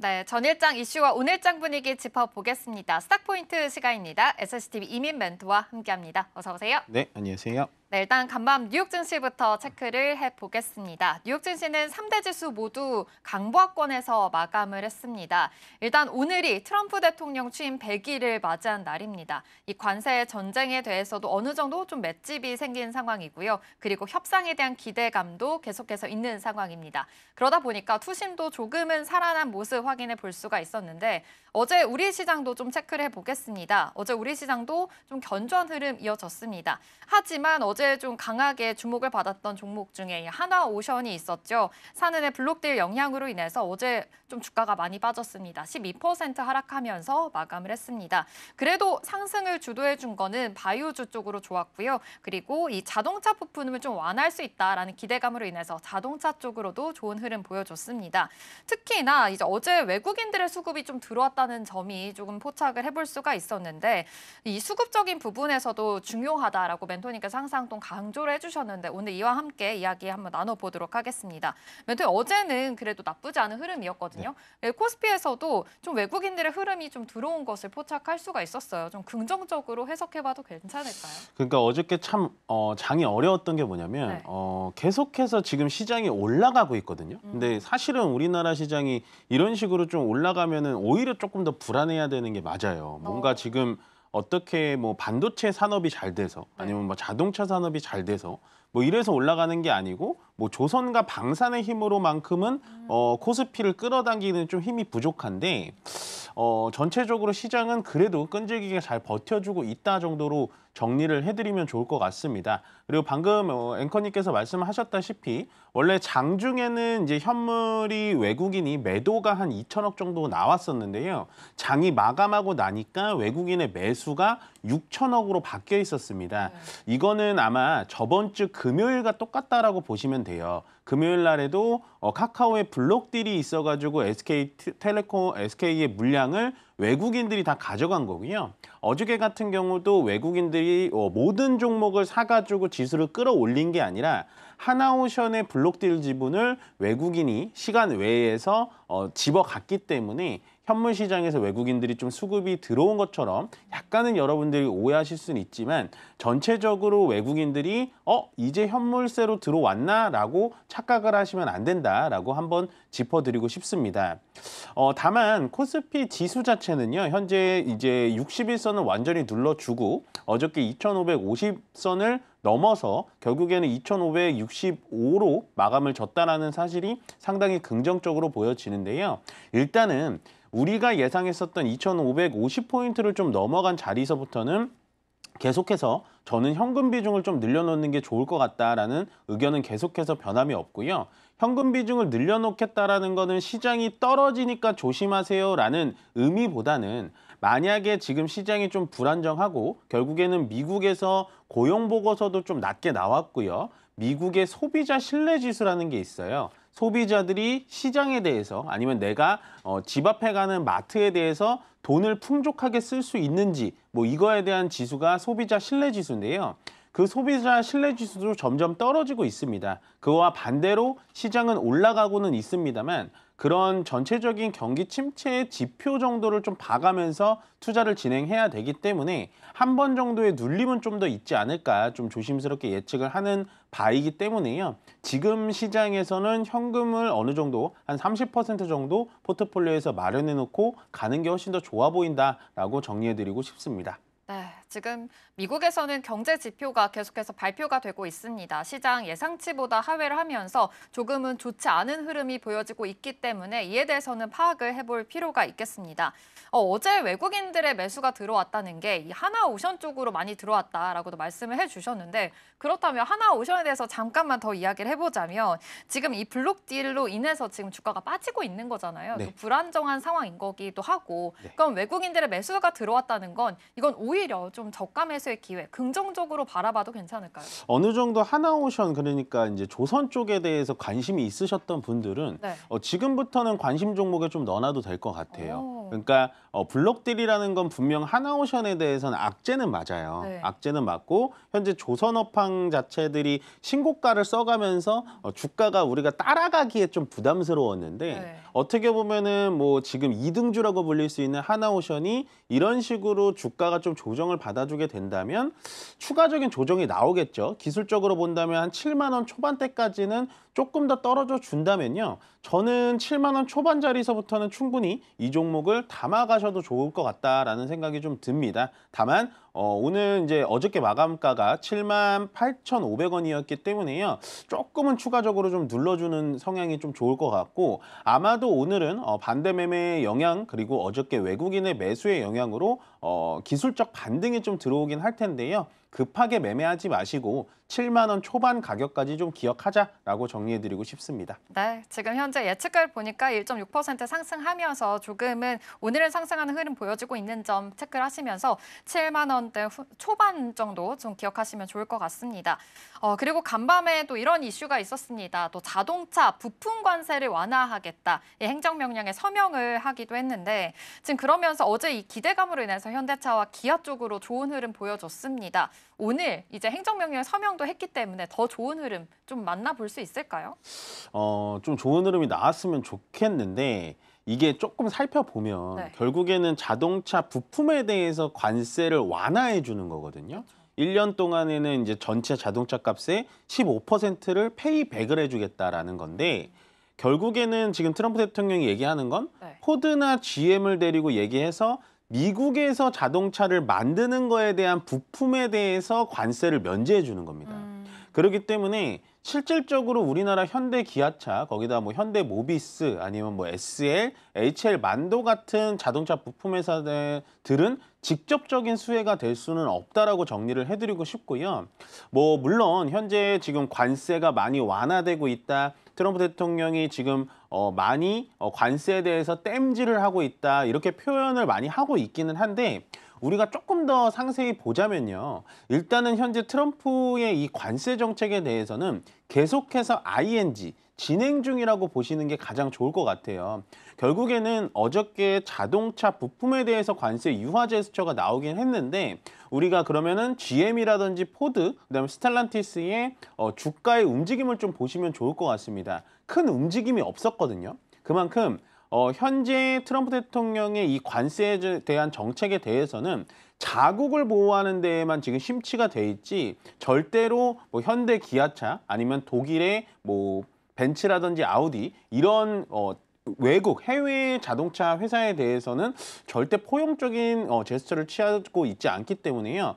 오늘 어느 정도의 주가의 반등성은 줄 수는 있겠지만 이게 오늘의 트리거가 돼가지고 V자 반등의 신호탄이 될 거다라고 생각은 안 하셨으면 좋겠다라고 정리해드리고 싶습니다. 네, 조금은 보수적인 입장 알려주셨습니다. 이어 현대차, 기아 관련해서 투자 포인트 세워보시면 좋을 것 같습니다.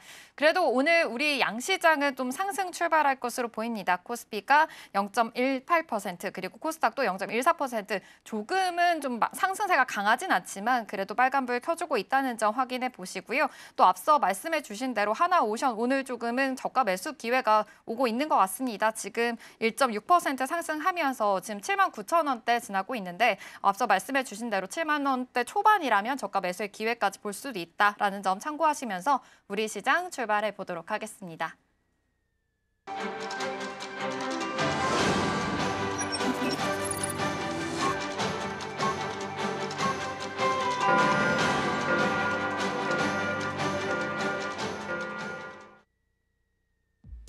(4월 30일) 수요일 우리 시장 문 힘차게 열었습니다. 간밤 뉴욕 증시는 3대 지수 모두 상승으로 마감을 지었습니다. 어제 우리 시장도 전약 후강의 장세를 보였는데요. 장 초반에는 조금 지지부진하는 듯 했지만 오후 들어서는 상승폭이 점차 확대가 되면서 양지수 모두 상승으로 마무리가 됐던 하루였습니다. 코스피는 사흘째 플러스권을 지키는 모습이었고요. 또 코스닥의 경우에는 오랜만에 또 제약바이오주들이 다시 살아나주면서 반등에 성공했던 하루였는데요. 내일은 우리 시장이 휴장이어서 하루 쉬어갑니다. 그렇기 때문에 이 휴장을 앞둔 우리 시장의 분위기는 어떤지 이어서 살펴보도록 하겠습니다. 네, 현재 코스피와 코스닥 양지수 모두 하락으로 출발하고 있습니다. 코스피의 경우에는 0.17% 빠지면서 현재 0.07% 빠진 모습으로 2,563.68포인트 선 지나가고 있고요. 코스닥은 현재 양전한 모습인데요. 0.04% 상승해주면서 726.48포인트 선 지나가고 있습니다. 그렇다면 이어서 코스피 시가총액 상위 종목들 흐름 살펴보시죠. 오늘 삼성전자와 SK하이닉스는 엇갈린 모습을 보여주고 있습니다. 삼성전자의 경우에는 0.18%, 현재 0%대 보합권으로 접어든 모습 55,800원 선 지켜내고 있는데요. 어제 간밤 필라델피아 반도체 지수가 약세로 마감됐습니다. 그렇기 때문에 오늘 반도체 투탑의 흐름 역시도 그리 좋지 않은 모습도 한번 체크해 보실 수가 있겠고요. 또 삼성전자는 오늘 1분기 확정 실적을 발표하는 날이기도 합니다. 그렇기 때문에 각 사업별 성적표가 어떻게 될지 시장에 관심이 모아지고 있는 상황입니다. SK하이닉스의 경우에는 현재 0.6%가량 하락한 모습 보여주고 있고요. 모건스탠리의 경우에도 그렇게 낙폭이 크지는 않은 모습 계속해서 체크를 해보실 수가 있겠습니다. 한편 SK하이닉스와 한미 반도체 간의 갈등 이슈가 계속해서 들려오고는 있지만 양사는 공식 입장을 자제하면서 물밑에서 대화를 진행 중인 것으로 또 파악이 되고 있습니다. 다음으로 LG에너지솔루션 살펴보시면 오늘 1.5% 가까이 낙폭이 조금 큰 모습 보여주고 있습니다. 어제장에서는 이 프랑스 데리시부르그와 손을 잡고 또 유럽 내에서 첫 배터리 리사이클 합작 법인을 설립했다는 소식을 가져오면서 1.1%가량 상승해주는 모습 보여줬었는데요. 오늘은 하락세로 출발을 하고 있습니다. 다음으로 삼성바이오로직스 살펴보시면 0.6%가량의 낙폭 그리고 있습니다. 삼성바이오로직스는 올해 두 번째 대형 CMO 계약까지 따내면서 누적 수주액이 빠르게 늘고 있는 모습을 계속해서 보여주고 있습니다. 어제장에서는 1.5%대 강세를 실현했는데 오늘 역시 쉬어가는 모습 포착해 보실 수가 있겠고요. 현대차의 경우에도 현재 0.2%대 빠진 모습 체크해 보실 수가 있겠습니다. 어제장에서 트럼프 대통령이 이 자동차 부품 관세에 대한 언급을 내비치면서 어제 자동차주들이 좀 강세를 보였던 하루였습니다.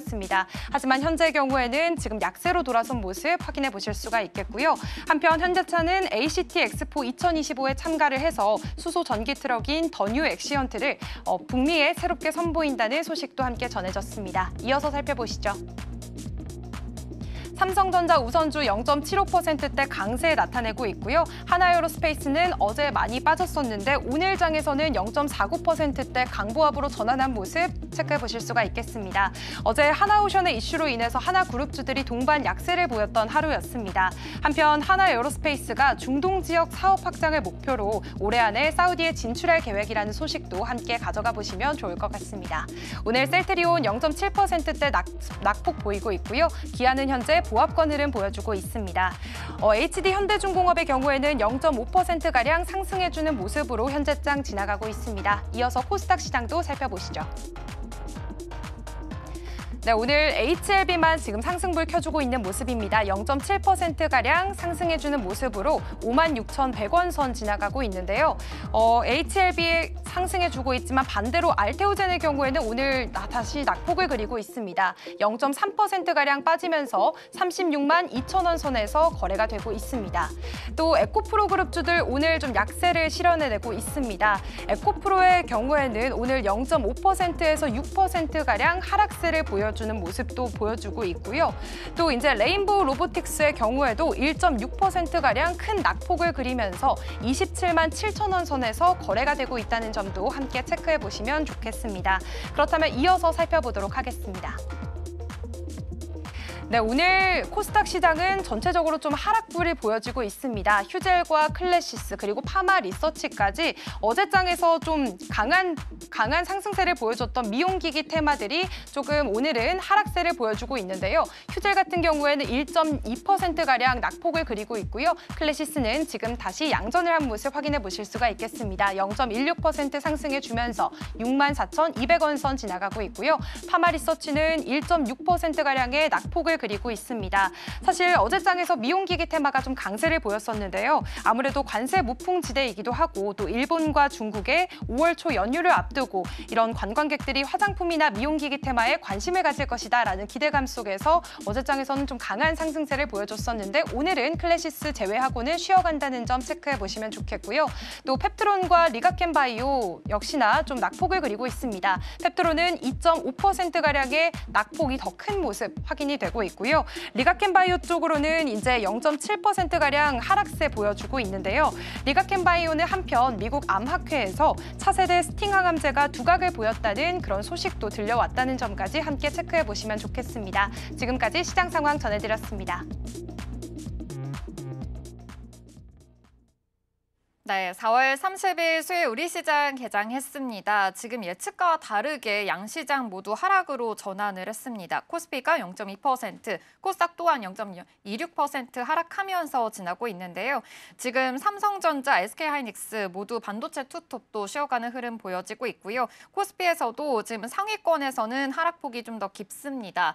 오늘 삼성전자의 확정 실적이 또 발표될 예정이니까요. 이 점도 참고해 보시면 될 것 같고요. 또 내일이 근로자의 날로 인해서 또 휴장입니다. 그러다 보니까 오늘 우리 시장 좀 관망세인 모습, 숨고르게 하는 모습이 좀 포착이 되고 있는 것 같은데 멘토님 오늘 우리 시장 어떻게 보고 계실까요? 일단은 뭐 오늘 조정의 하루로 좀 보는 게 좋을 것 같아요. 그러니까 어저께 상승이 조금 깨림칙하다라고 많이 좀 말씀을 드렸잖아요. 네. 그러니까 물론 시장이 올라가는 거에 대해서는 정말 좋다라고 많이 말씀을 드리고 싶은데 그래도 뭔가 이렇게 알맹이가 없이 올라가는 거에 대해서 우리가 좀 예의주시하자라고 많이 말씀을 드렸는데요. 떨어지는 거가 뭐 당연하다라는 말씀을 드리는 건 아닙니다만 지금 시장에서는 어느 정도 급등을 한 이후에 쉬어가 줘야 된다라는 의견이 더 맞는 의견이라고 보여집니다. 그렇기 때문에 오늘 코스피, 코스닥, 양시장 둘 다 음봉을 켜 나가면서 하락을 좀 해주고 있기는 한데요. 뭐 크게 걱정할 만한 포인트는 아니어 보입니다. 물론 현재 시간 지금 나스닥 선물 지수도 좀 떨어지고 있어서 전체적인 코스피, 코스닥 시장이 조금 더 추가적인 하락이 나올 수는 있겠지만 지금은 이미 우리가 많이 올려놓은 상태에서 어느 정도 가격 조정을 받아주는 것도 저는 크게 나쁘진 않다라고 보여지고요. 반면에 계속해서 반도체 쪽에 대해서 움직임이 좋지가 않죠. 네. 삼성전자도 오늘 마이너스 0.36, 그다음에 하이닉스도 마이너스 1.27%로 좀 떨어지고 있는데 결국에는 이제 반도체 쪽이 좀 올라가 줘야 시장이 2,600포인트, 2,700포인트까지 좀 뚫어서 올라갈 수 있기 때문에요. 지금 오늘도 역시나 또 조정을 받아주고 있구나 정도로 좀 이해를 해주시면 될 것 같고. 그러면 어떤 좀 테마가 좀 올라가냐 좀 본다면 오늘은 뭐 크게 뭐 어떠한 테마가 또 이렇게 메가 히트작으로 좀 나와주진 않고 있어요. 뭐 계속해서 요즘에 시장에서 왔다 갔다 하고 있는 나트륨 이온 배터리라는 게 또 갑자기 시장에서 나오면서 애경케미칼이라든지 WCP 어저께는 좀 조정을 받아줬는데 오늘 시장을 좀 급등세를 보여주고 있다라는 건 결국에는 시장에 현재 어저께도 표현 드렸다시피 주인공이 없는 좀 드라마다. 그러니까 조연들만 좀 판치고 있다라는 생각을 하시면 될 것 같고요. 어저께 시장에서 힌트를 드렸다시피 오늘은 뭐 이쪽 나트륨 이온 배터리 쪽 제외하더라도요. 중국 한한령 해제에 따른 엔터와 미디어, 오늘은 웹툰까지도 좀 강한 모습을 보여주고 있으니까요. 가장 편안한 선택은 엔터와 미디어 그리고 이런 컨텐츠 쪽을 보시는 게 좋을 것 같다라는 생각이 듭니다. 네, 역시나 또 관세 미풍지대이다 보니까 또 이쪽으로도 확인해 보시면 될 것 같은데요. 이 와중에 삼성전자 실적 발표, 이 확정 실적이 나왔습니다. 잘 나왔습니다. 1분기 영업이익이 6.7조, 매출도 79조 달성을 하면서 전년 동기 대비해서 2.9% 영업이익이 상승했다라고 나왔거든요. 근데 이 와중에도 좀 세부적인 성적표가 또 중요하잖아요. 네. 컨퍼런스가 열리니까 그 컨퍼런스 콜에서도 좀 주목을 해보셔야 될 것 같은데 이 반도체 부문 쪽도 중요할 것 같습니다. 좀 이거에 대해서 어떻게 해석을 해보면 좋을까요? 일단은 삼성전자 실적이 지금 이제 세부 실적이 나와서 정확하게는 뭐 완벽하게 분석은 해드릴 수는 없지만 제가 보고 싶은 삼성전자의 실적은 뭐냐? 뭐 갤럭시가 잘 팔렸다, 네. 가전제품이 잘 팔렸다. 이거는 어떻게 보면 기본적인 체력인 것 같아요. 근데 지금 제가 보고 싶은 건 삼성전자의 반도체 쪽이거든요. 반도체 쪽에 대해서 파운드리가 적자폭을 얼마나 감소를 시켰는지 그게 가장 중요하다라고 보여지고요. 삼성전자의 파운드리 사업부, 말 그대로 대만의 TSMC처럼 위탁 생산을 해주는 파운드리 사업부가 계속해서 적자폭이 커져가고 있어요. 거기다가 파운드리 사업부의 가장 큰 문제점이 뭐냐면 주요 고객사 확보가 안 돼 있는 겁니다. TSMC가 똑같은 파운드리라 하면서 실적이 잘 나가는 이유는요.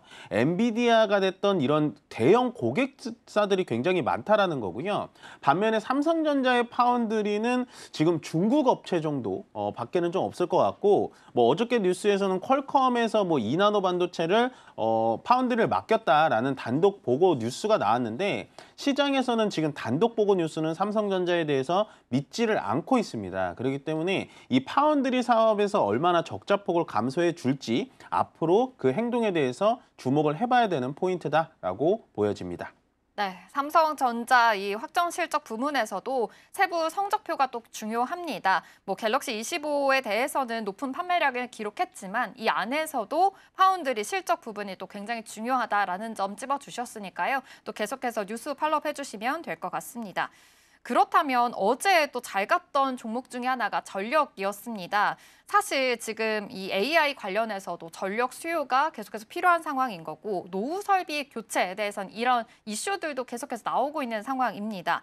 이 와중에 이 스페인과 포르투갈 대규모 정전 사태까지 그렇죠. 일어났잖아요. 그러다 보니 이 AI 관련된 전력, 전선이 좀 필요성이 더욱더 대두가 되고 있는 것 같은데, 이쪽으로 좀 봐도 괜찮을까요? 투자 포인트를 좀 세워봐도 괜찮을까요? 저는 또 괜찮은 포인트로 보여져요. 예, 제가 또 좋아하는 테마기도 하고, 네. 앞으로 미래에는 무조건 필요할 수밖에 없는 게 전력기, 전선 쪽 테마입니다. 네. 그러니까 한 세트로 보시면 되는 거예요. 뭐 반도체가 있으면 반도체 소부장이 있듯이 전력 전압기가 있고, 전선이 있고, 원전이 있고, 신재생 에너지가 있고, 네. 이런 식으로 같이 몰아서 보셔야 되는데, 현재 이 전선과 변압기, 특히나 전압기 쪽에 대해서는 미국의 노후 수요 교체 주기가 좀 돌아왔습니다. 거기다가 방금 앵커님께서 말씀하신 것도 동일한데요.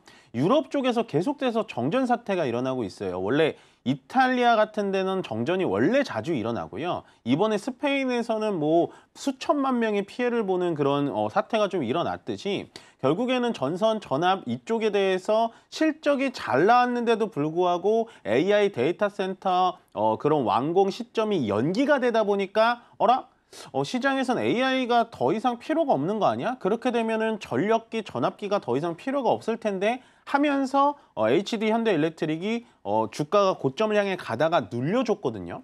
거기서 그거에 따라서 효성중공업이라든지 LS 일렉트릭이 같이 빠져주는 상황이 나왔는데, 지금은 그거에 또 따라서 결국에는 전력이 지금 부족하다라는 게 계속 시장에서 어필이 되다 보니까 같이 올라가고 있는 상황이라고 보여주면 될 것 같습니다. 원래 기존에는 현대일렉트릭이 지금 대장주라고 보여졌는데요.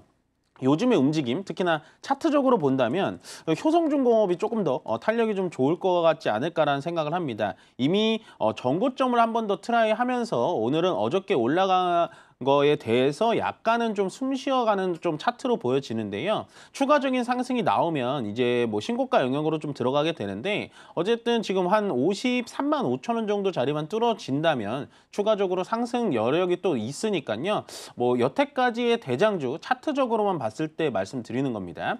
여태까지의 대장주는 현대일렉트릭이라면 지금은 그 후발주자인 효성중공업이 조금 더 세게 탄력이 있지 않을까라고 예측해 보겠습니다. 네, 좋습니다. 이 와중에도 효성중공업 좀 옥석고리게 해주셨으니까 참고해 보시고요. 또 앞서서도 잠깐 말씀은 해주셨지만 지금 친환경 관련해서 애경 케미칼, 이 나트륨 배터리에 관련된 좀 기대감이 있기 때문에 이 점도 계속해서 올라가고 있는 추세의 흐름 이어지고 있습니다. 어제는 잠깐 숨고르게 했지만 오늘 지금 5%에서 7%까지 강한 상승 흐름 보여지기도 했거든요.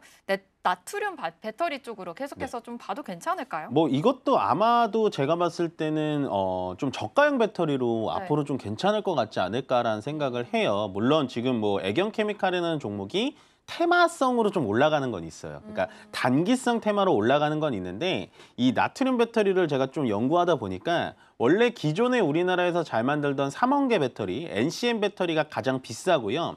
그 다음이 중국에서 잘 만드는 LFP 배터리라는 게 있고, 그 다음에 더 저가로 잘 만들 수 있는 게 바로 이 나트륨 이온 배터리입니다. 그렇기 때문에 LFP 배터리는 리튬이 주로 들어가는 거고요. 나트륨 배터리는 나트륨이 주로 들어가는 겁니다. 실제로 우리나라는 아니지만 전 세계적으로 나트륨 매장량이 훨씬 더 많기 때문에요. 앞으로 나트륨 이온 배터리의 이런 퍼포먼스에 대해서는 저는 조금 심도 있게 집중해 보셔도 되는 테마지 않을까라고 생각해 봅니다. 네, 나트륨 좀 매장량이 많기 때문에 그래도 앞으로도 계속해서 좀 볼 수 있는 모멘텀이 될 것 같다라는 이야기까지 해주셨습니다.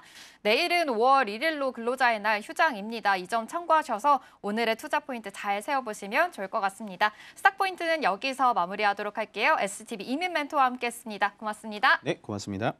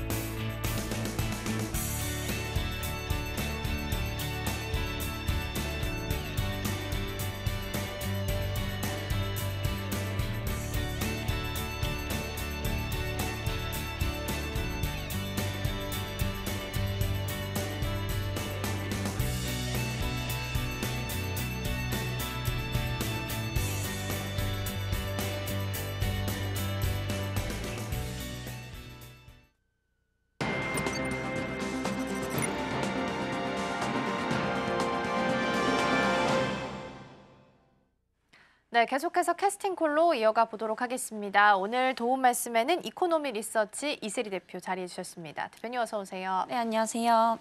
네, 지수는 하락으로 잠깐 출발을 했다가 다시 한번 플러스로 돌려세우긴 했습니다. 다만 이제 여전히 현물과 선물에서 외국인 투자자가 좀 빼고 있다라는 부분이 아쉽기는 한 것 같은데요. 일단 전반적으로 연휴를 앞둔 오늘 개장 분위기는 어떻게 해석을 좀 하고 계실까요? 네, 지금 이번 주 이제 월요일부터 계속해서 좀 비슷한 이런 패턴의 흐름들이 좀 이어지고 있는데요. 오늘 이제 상승을 좀 주도하고 있는 것들이 결국 이제 상위단에 있는 것들을 좀 보면 여전히 좀 정치 테마주들이 좀 기승을 부리는 것 같습니다.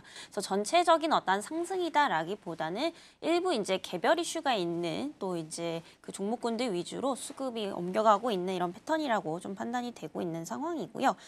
말씀 주신 대로 오늘 코스피 코스닥이 전부 이제 하락 출발을 했지만 그래도 이제 반등을 주면서 좀 되돌림 현상이 좀 일어나고 있는 상황입니다. 그래서 지금 보면은 그래도 우리나라 증시가 조금 재미는 없는 상황이지만 그래도 주변국들과 비교했을 때는 굉장히 좀 잘 버텨주고 있는 모습이거든요.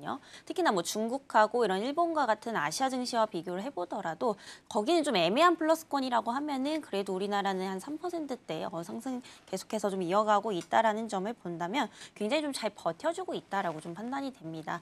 물론 이제 작년에 전 세계 이제 수익률에 있어서 우리나라가 좀 꼴등을 했었던 그런 부분들을 뒤늦게 좀 보상을 받는 그런 부분들도 있겠지만요. 사실 지금 우리나라 증시가 왜 홀로 강세인지를 조금 원인을 분석을 하실 필요가 있다라고 좀 판단이 되고 있고요. 제가 앞서서도 말씀이 좀 드렸지만은 결국에 이제 정치 테마주들이 코스닥을 거의 다 좀 주도를 하고 있다라고 좀 판단이 되고 있습니다. 그래서 지금 어떤 매크로 환경이 좋아져서 특히나 이제 글로벌 경기가 굉장히 좀 호황기라서 올라간다라는 느낌이라기보다는 우리나라의 어떠한 개별적인 모멘텀으로 인해서 상승이 좀 나오고 있다라고 좀 판단을 해보시면 될 것 같고요. 결국에 앞으로 이제 또 다가오는 대선을 앞두고서 계속해서 이 정치 테마주들은 시장에서 펌핑을 받을 가능성이 상당히 좀 높다라고 보고 있습니다. 그래서 이런 부분들이 이제 코스닥 주들의 이제 코스닥에 대부분 이제 속해 있기 때문에 상대적으로 최근에는 이제 코스닥이 조금 더 상승률이 높은 이런 패턴들을 좀 보여준 게 아닌가라고 좀 판단이 되고 있고요. 그리고 어제 보니까 또 코스피 시장 쪽에서도 대체적으로 이제 전력기기라든지 전선 쪽이 좀 많이 올랐던 부분이었습니다. 근데 이제 내용을 보니까 어제 반짝 이렇게 상승을 했던 게 결국에 이제 또 정치 테마로 조금 엮였던 부분들도 있거든요. 그러니까 결국에는 이제 우리나라의 어떤 이런 개별적인 이슈로 인해서 상승을 하고 있다라는 점에서 이 지금 V자 반등이 얼마나 지속이 될지는 조금 의문이다라고 좀 판단이 좀 되고 있습니다. 그래서 아무래도 지금 관점에서는 어느 정도 좀 조정이 나와도 좀 이상하지 않은 그런 자리이기 때문에 뭔가 이렇게 적극적으로 좀 매수를 하시기보다는 지금 말씀드렸던 이런 개별 이슈가 있는 종목군들 위주로 이런 트레이딩 전략이 여전히 좀 유효하다라고 보여지고 있고요. 아무래도 또 내일 연휴이다 보니까 오늘은 좀 이제 수급적인 부분들에 있어서도 조금 아쉬운 이런 이러한 흐름들이 좀 나올 가능성이 상당히 높다라고 보고 있습니다. 어제 이제 미증시가 이제 막판에 좀 반등을 했던 부분들이다 보니까 우리나라 역시도 오늘 좀 오후장으로 갈수록 반등을 좀 기대를 해볼 수 있지 않을까라고 좀 보고 있는 상황입니다만 미리 선제적으로 어제장에 조금 상승이 나왔던 부분들이기 때문에 폭은 조금 제한적일 가능성이 높다라고 보고 있고요. 원래 이제 연휴 이전에는 항상 이 출금에 대한 수요가 많이 좀 늘어나기 때문에 수급적인 부분에 있어서는 그래도 다음 주부터 조금 본격적으로 기대를 해볼 수 있지 않을까라고 좀 보고 있습니다. 그래서 지금 시장 같은 경우에는 조금 외국인들 한번 따라가 보자라는 말씀드리겠고요. 우선 이제 시장 시작할 때 이제 앵커님께서도 말씀을 좀 주셨지만은 여전히 이제 외국인들의 수급이 굉장히 좀 부재한 상황이거든요. 그러니까 20거래일 기준으로 봤을 때 지금 18거래일째 거의 뭐 외국인들의 순매도가 좀 이어지고 있는 상황인 만큼 그럼 외국인들이 지금 수급을 어느 쪽에 좀 집중을 하고 있는지 여기에 좀 초점을 맞추실 필요가 있다라는 말씀 좀 드리겠고요. 대표적으로 지금 이제 순매도 우위에 있는 게 자동차라든지 철강 쪽, 특히나 이제 관세에 있어서 직접적인 피해를 받을 수밖에 없고요. 상대적으로 이제 경기 민감주에 속하는 이제 업종들 위주로 외국인들의 순매도가 좀 지속적으로 일어나고는 있습니다만 그럼에도 이제 외국인들이 집중적으로 지금 타겟을 하고 있는 업종들도 좀 많이 있다라는 겁니다. 그래서 대표적으로는 이제 조선 업종이 있겠고요.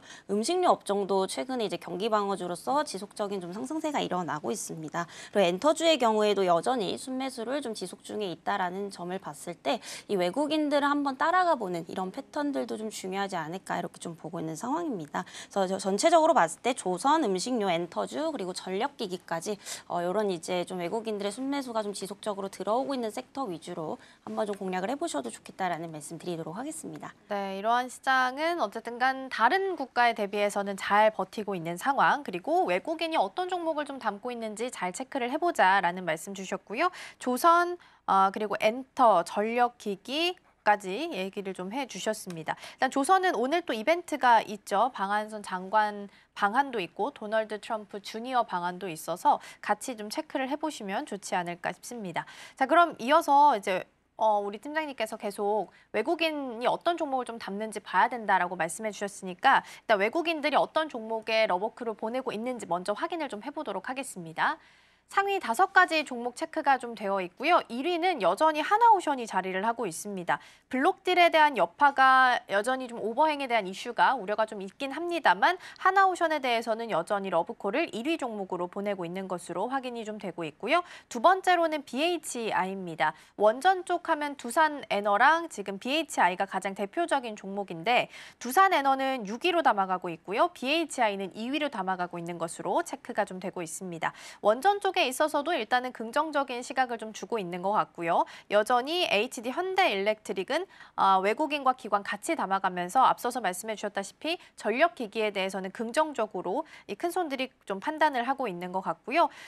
기관 쪽으로 봤을 때는 삼성전자, SK하이닉스 모두 다 반도체 투톱을 담고 있는 것으로 체크가 좀 되고 있습니다. 그러면 먼저 이제 외국인 쪽에서 1위 종목으로 하나오션 담고 있으니까 하나오션부터 먼저 체크를 해보겠습니다. 블록딜 쇼크를 그대로 좀 어제는 받았습니다. 오버행 이슈가 있기 때문이죠. 근데 이런 부분들이 다른 조선주까지 영향을 주게 될지 좀 걱정하시는 분들도 많이 계실 것 같아서 하나오션에 대한 힌트는 좀 어떻게 주실 수 있을까요? 개별적인 악재로 판단하고 따로 봐야 되는 걸까요? 우선은 이제 악재라고 보기에도 조금 애매한 부분이 있는데요. 사실 어떻게 보면 이제 블록딜이 이제 단기적으로 주가에 당연히 이제 영향을 좀 줄 수밖에 없습니다. 그러니까 결국에 블록딜이라는 것은 이제 지분을 이제 대량으로 이제 매도를 하기 때문에 당연히 이제 물량이 쏟아지게 되면서 이게 주가 하락으로 이어질 수밖에 없는 부분들이거든요. 그런데 이게 어떠한 이제 전체적인 기업의 펀더멘털을 훼손할 수 있는 요소이냐를 본다면은 그거는 이제 아니다라는 거죠. 그래서 어떻게 보면 이제 블록딜에 대한 이슈는 기술적인 부분에 있어서는 이제 단기적으로 이제 하락으로 좀 이어질 수는 있겠지만은 결국에 이제 조선주들 같은 경우에 전체적인 업황에 대한 어떤 전망 이런 부분들을 보시는 게 훨씬 더 중요하다라는 말씀 좀 드리도록 하겠고요. 어제 이에 따라서 하나오션이 좀 충격이 나오면서 이틀 연속 지금 계속해서 좀 하락세가 좀 나왔던 부분인데 오늘은 그래도 다행히도 반등이 조금 나오고 있습니다. 뭐 강한 건 아니지만은 어느 정도 지금 지지를 해주면서 반등을 좀 시도하고 있는 모습인데요. 사실 이제 다른 조선주들의 또 악영향이 있느냐를 본다면 사실 어제 하나오션이 그렇게까지 빠졌을 때 뭐 하나오션만큼 빠진 또 이제 조선 종목군들은 좀 없었다라는 거죠. 네. 그럼 개별적으로 그냥 기술적인 어떤 악재로 정도로만 좀 보시면 될 것 같고요. 결국에 이런 부분들이 단기적으로 출렁일 수는 있겠지만은 결국에 이제 조선업황 같은 경우에 좀 길게 보셔야 된다라는 말씀 계속해서 좀 드리도록 하겠습니다. 특히나 하나오션 같은 경우에는 이제 또 미국과의 어떤 시너지 효과도 좀 기대가 되고 있는 부분들이고요. 그리고 이제 다른 조선사들과 비교해 본다면은 그동안 좀 아쉬웠던 부분들이 이제 실적에 대한 부분들이었었습니다. 유독 이제 어느 이제 수주가 다른 기업들에 비해서 굉장히 좀 떨어지는 만큼 실적도 상당히 좀 부진했던 편인데 최근 들어서는 이제 어느 정도 실적에 대한 개선도 좀 이루어지고 있는 상황이고요. 여기서 뭐 LNG라든지 앞으로 MRO에 대한 어떤 수주권까지 좀 더해진다라고 한다면 전 충분히 이제 중장기적으로 기초 체력은 계속해서 좀 탄탄히 올라갈 가능성이 상당히 좀 높다라고 보고 있기 때문에 오히려 이렇게 블록딜로 인해서 물량이 시장에 나와준다라고 한다면 이런 종목군들은 그걸 오히려 좀 기회로 삼으셔야 된다라는 말씀 좀 드리도록 하겠고요. 일단 조선 같은 경우에는 앞으로 이제 트럼프 시대 때 계속해서 저는 눈여겨 보셔야 된다라고 좀 판단이 됩니다. 물론 어느 정도 이 기대감이 미리 선반영이 되어 오면서 상승이 좀 나왔던 상황이지만 사실 저는 이제 지금 시장을 보게 되면은 조선이나 방산만큼 좀 좋은 섹터는 아직까지는 좀 못 찾는 상황입니다. 그래서 아무래도 워낙에 또 수주가 워낙에 이제 또 받쳐주다 보니까 실적 역시도 굉장히 좀 잘 나오고 있는 상황이고요. 워낙에 또 이제 트럼프 대통령이 또 LNG 산업 그리고 이제 추가적으로 이제 화석 연료에 대한 부분들도 상당히 좀 강조를 하고 있다 보니까 이쪽에서 잘하는 게 또 우리나라거든요. 그래서 LNG 쪽에서의 워낙에 좀 강점을 좀 가지고 있는 국가가 우리나라다 보니까 이건 간접적으로 이제 좀 수혜를 볼 수밖에 없다라고 좀 판단이 되고 있습니다. 그래서 결국에 조선주들한테 가장 중요한 것은 저는 수주다라고 보여지고 있고요. 이 수주가 계속해서 늘어나고 있고 오히려 지금 넘쳐나서 받지 못하는 상황이다라는 점을 감안해 본다면 이 가격 상승에 대한 부분까지도 장기적으로 좀 기대를 해볼 수가 있기 때문에 트럼프 임기 내내 계속해서 이 조선과 방산 쪽은 지속적인 좀 주도주가 좀 될 가능성이 높다라고 좀 보고 있어서 하나오션이 앞으로 추가적인 어떤 블록딜 효과로 인해서 파동이 좀 나온다라고 한다면 오히려 장기적인 관점에서는 좀 모아가시는 전략도 좀 필요하지 않을까라는 말씀 드리도록 하겠습니다. 그렇군요. 일단은 블록딜 여파로 단기적인 출렁임은 있을 수 있겠지만 오히려 이게 기회가 될 수도 있다라는 말씀을 좀 주셨습니다.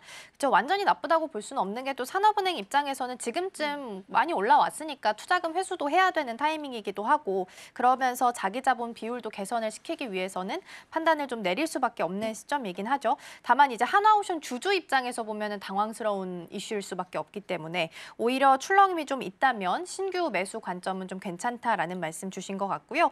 앞서서 말씀드린 것처럼 오늘 일정 두 가지가 있었습니다. 미 해군성 장관 오늘 방한하는 일정이 있어서 HD 현대중공업, 하나오션 잇따라 방문할 것으로 예정이 되어 있고요. 두 번째로 이제 트럼프 주니어도 원래는 조선소를 방문하는 걸로 예정이 좀 되어 있었는데 방금 또 나온 기사 보니까 일정상 울산과 거제 방문은 좀 쉽지 않을 수도 있다라는 기사도 있으니까 같이 참고해 보시면 좋을 것 같습니다.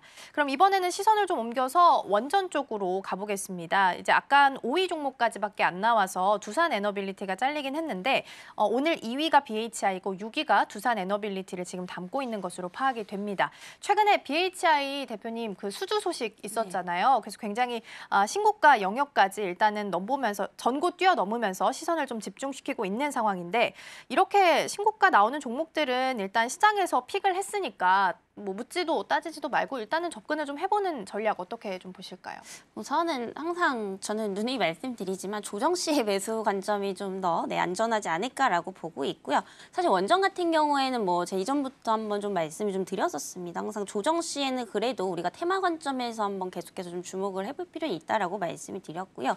이전에 조금 놓치신 분들은 지금 굳이 뭐 추격 매수하실 필요는 없다라는 말씀 우선 드릴게요. 왜냐하면 원전 같은 경우에 워낙에 이제 급등도 잘하다 보니까 이게 조정을 줄 때 뭐 고점 대비 20-30% 그냥 밀리는 경우도 굉장히 좀 많이 있거든요. 그래서 오히려 이제 보유를 하고 계신 분들이 아니라 지금 이제 신규적으로 접근을 하시는 분들은 그 타이밍까지 한번 좀 기다려보자 라는 말씀 좀 드리겠고요. 일단 조정 시의 매수 관점보다는 지금 좀 매수를 하고 싶다라고 하시는 분들은 항상 말씀드리지만 비중을 좀 나눠서 분할 매수 관점으로 좀 접근을 하시는 것도 하나의 좀 방법이 될 수 있지 않을까라고 좀 보고 있는 상황이고요. 최근에 원전 관련주들 보면 사실 이제 조선에 묻혀 겹쳐서 그렇지 굉장히 좀 조용히 잘 가고 있었던 상황이거든요.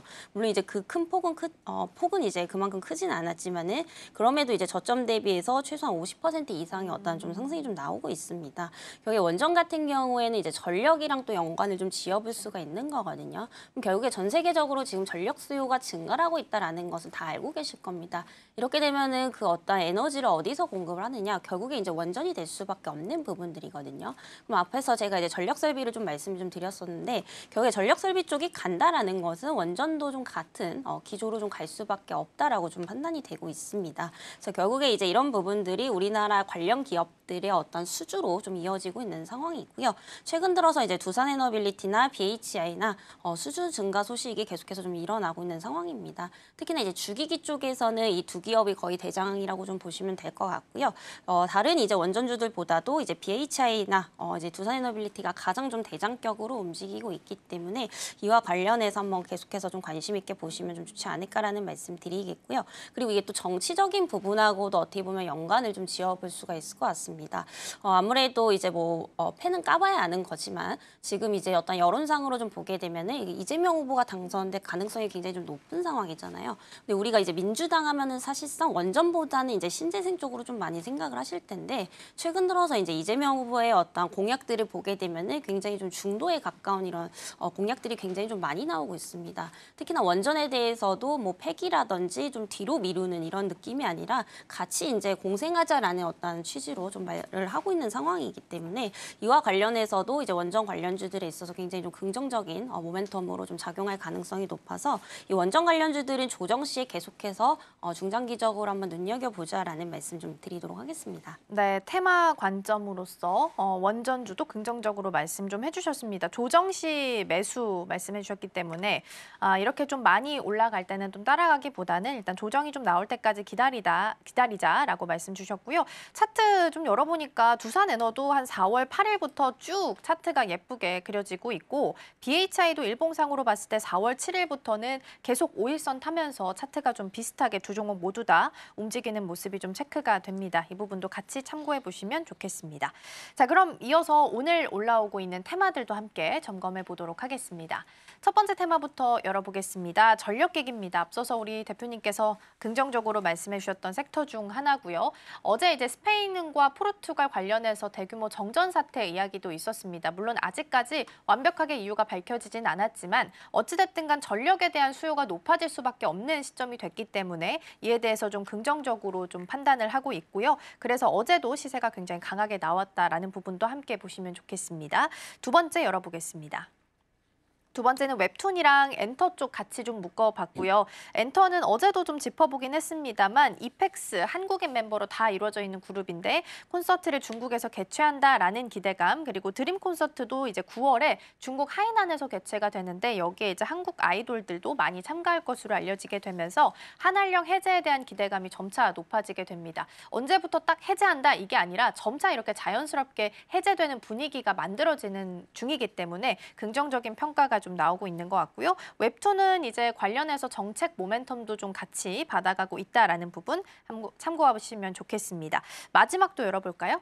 마지막 세 번째는 증권주 묶어봤고요. 사실 오늘도 역시나 정치 테마주가 좀 더 강하게 올라오고 있긴 한데 그중에서도 증권이 나름 좀 이름을 올리고 있어서 이쪽에 묶어봤고요. 최근 이제 기관 쪽에서 러브콜을 좀 많이 보내고 있는 것으로 나타나고 있습니다. 대부분의 종목들이 차트가 좀 비슷하게 움직이고 있는데 이 중 안에서도 탑픽 종목이 있을지 시간이 허락한다면 같이 체크해 보겠습니다.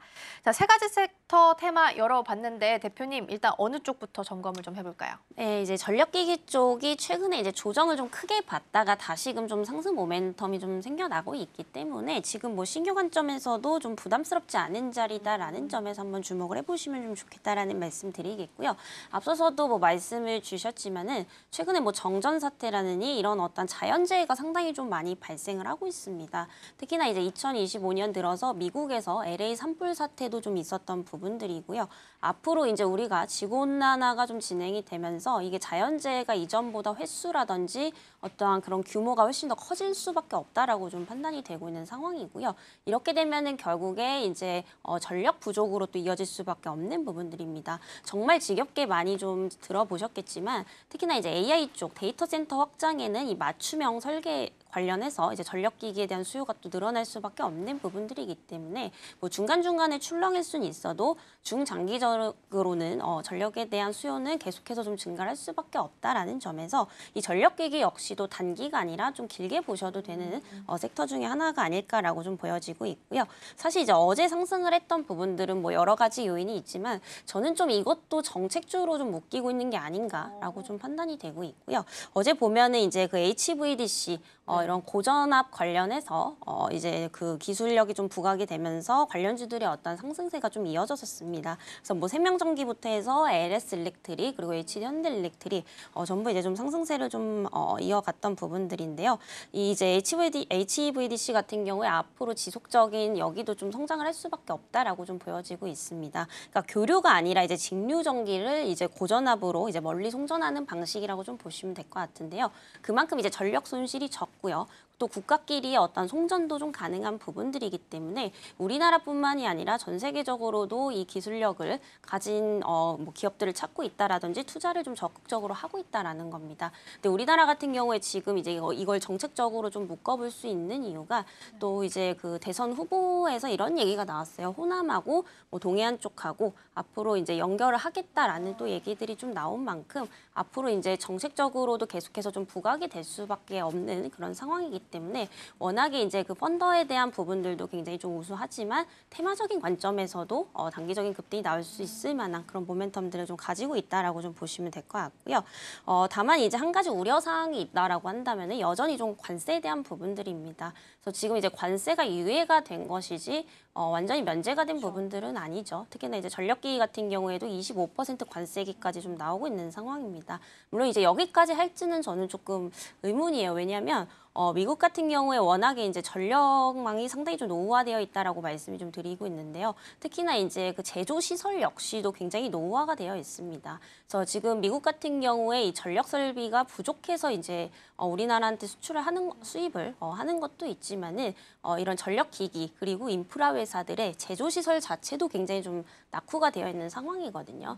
그러다 보니까 이제 공급망 병목 현상이 이제 좀 지속이 좀 되고 있다라고 보시면 될 것 같습니다. 근데 우리나라의 장점이라고 하면은 이제 빠른 납기 그리고 이제 미국산보다 훨씬 더 저렴하다라는 어떤 그런 가격 경쟁력을 좀 가지고 있었는데 이게 관세를 좀 크게 때리게 되면은 당연히 가격 경쟁력을 좀 잃을 수밖에 없기 때문에 여기에 따른 우려감은 있지만 제 개인적인 생각으로는 지금 미국 같은 경우에 전력이 지금 없는 상황이거든요. 그러니까 굉장히 좀 부족한 상황이라고 좀 보시면 될 것 같고 이에 따라서 그렇게까지 뭐 관세를 좀 세게 때리지는 못할 것 같다라는 좀 생각도 좀 들고 있습니다. 그래서 여기에 따른 너무 과도한 우려보다는 어떤 장기적인 좀 기대감에 대한 관점으로 조금 더 보시는 게 현명하지 않을까라고 좀 보고 있는 상황이 있고요. 사실 이제 전력기기라고 하면 이제 굉장히 많은 이제 회사들이 있는데 저는 여전히 HD 현대일렉트릭이 앞으로 좀 계속해서 좀 대장격이 되지 않을까라고 보고 있습니다.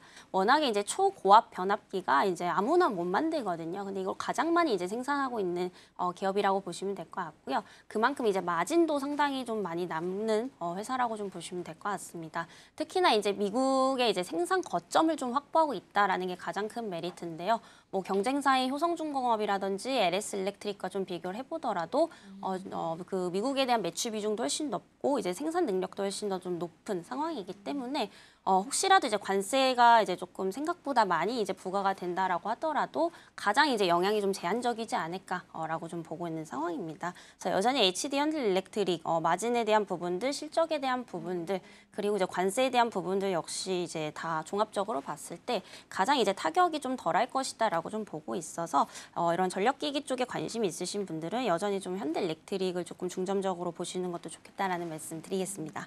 네, 일단은 전력기기 먼저 살펴봤고요. 길게 봐도 괜찮다라는 긍정적인 관점 주셨습니다. 매크로로 봤을 때도 여러 가지 이슈가 있는 상황 속에서 국내로 끌고 오더라도 정책에 대한 에너지 고속도로에 대한 지금 기대감도 같이 묻어날 수 있기 때문에 좀 더 긍정적으로 말씀해 주신 것 같고요. HD 현대일렉트릭을 탑픽으로 주셨기 때문에 이 부분도 참고해 보시면 좋겠습니다. 그럼 이제 마무리하기 전에 대표님 짧게 이제 내일 휴장이고요. 금요일 하루 잠깐 열렸다가 또 긴 연휴가 예정되어 있어서 전략을 좀 어떻게 세워가면 좋을지 조언 한마디 주시면 좋을 것 같거든요. 네, 우선은 지금 수익 중이신 분들이 일부 이제 어느 정도 절반은 좀 매도를 하시고 현금을 확보하시는 게 좀 좋지 않을까라고 좀 보고 있고요. 우리가 또 하필 쉴 때 미국에서 각종 경제 지표가 굉장히 좀 많이 발표가 됩니다. 그럼 결국에 이 부분들이 이제 불확실성으로 좀 작용을 할 수밖에 없겠죠. 그래서 오늘 같은 이제 시장에서 어느 정도 이제 수익이 좀 나고 있다라고 한다면 절반 정도는 매도를 하시고, 그리고 우리가 이제 이 긴 연휴가 끝나게 된다라고 한다면은 그때 다시 한번 시장은 방향성이 잡힐 겁니다. 그래서 그때 한번 확인을 하고 또 접근을 해도 늦지 않다라고 좀 보고 있기 때문에 오늘은 이제 수익 나는 건 어느 정도 좀 청산을 하시는 이런 전략들이 좀 유효하지 않을까라는 말씀 드리겠습니다. 네, 수익 중이라면 어느 정도는 한 반절 정도는 현금 확보하면서 수익 좀 챙겨가자라는 말씀 주셨습니다. 긴 연휴에 대한 대응 전략까지 점검해 봤고요. 오늘 대표님과는 여기서 인사 나누겠습니다. 오늘 말씀 고맙습니다.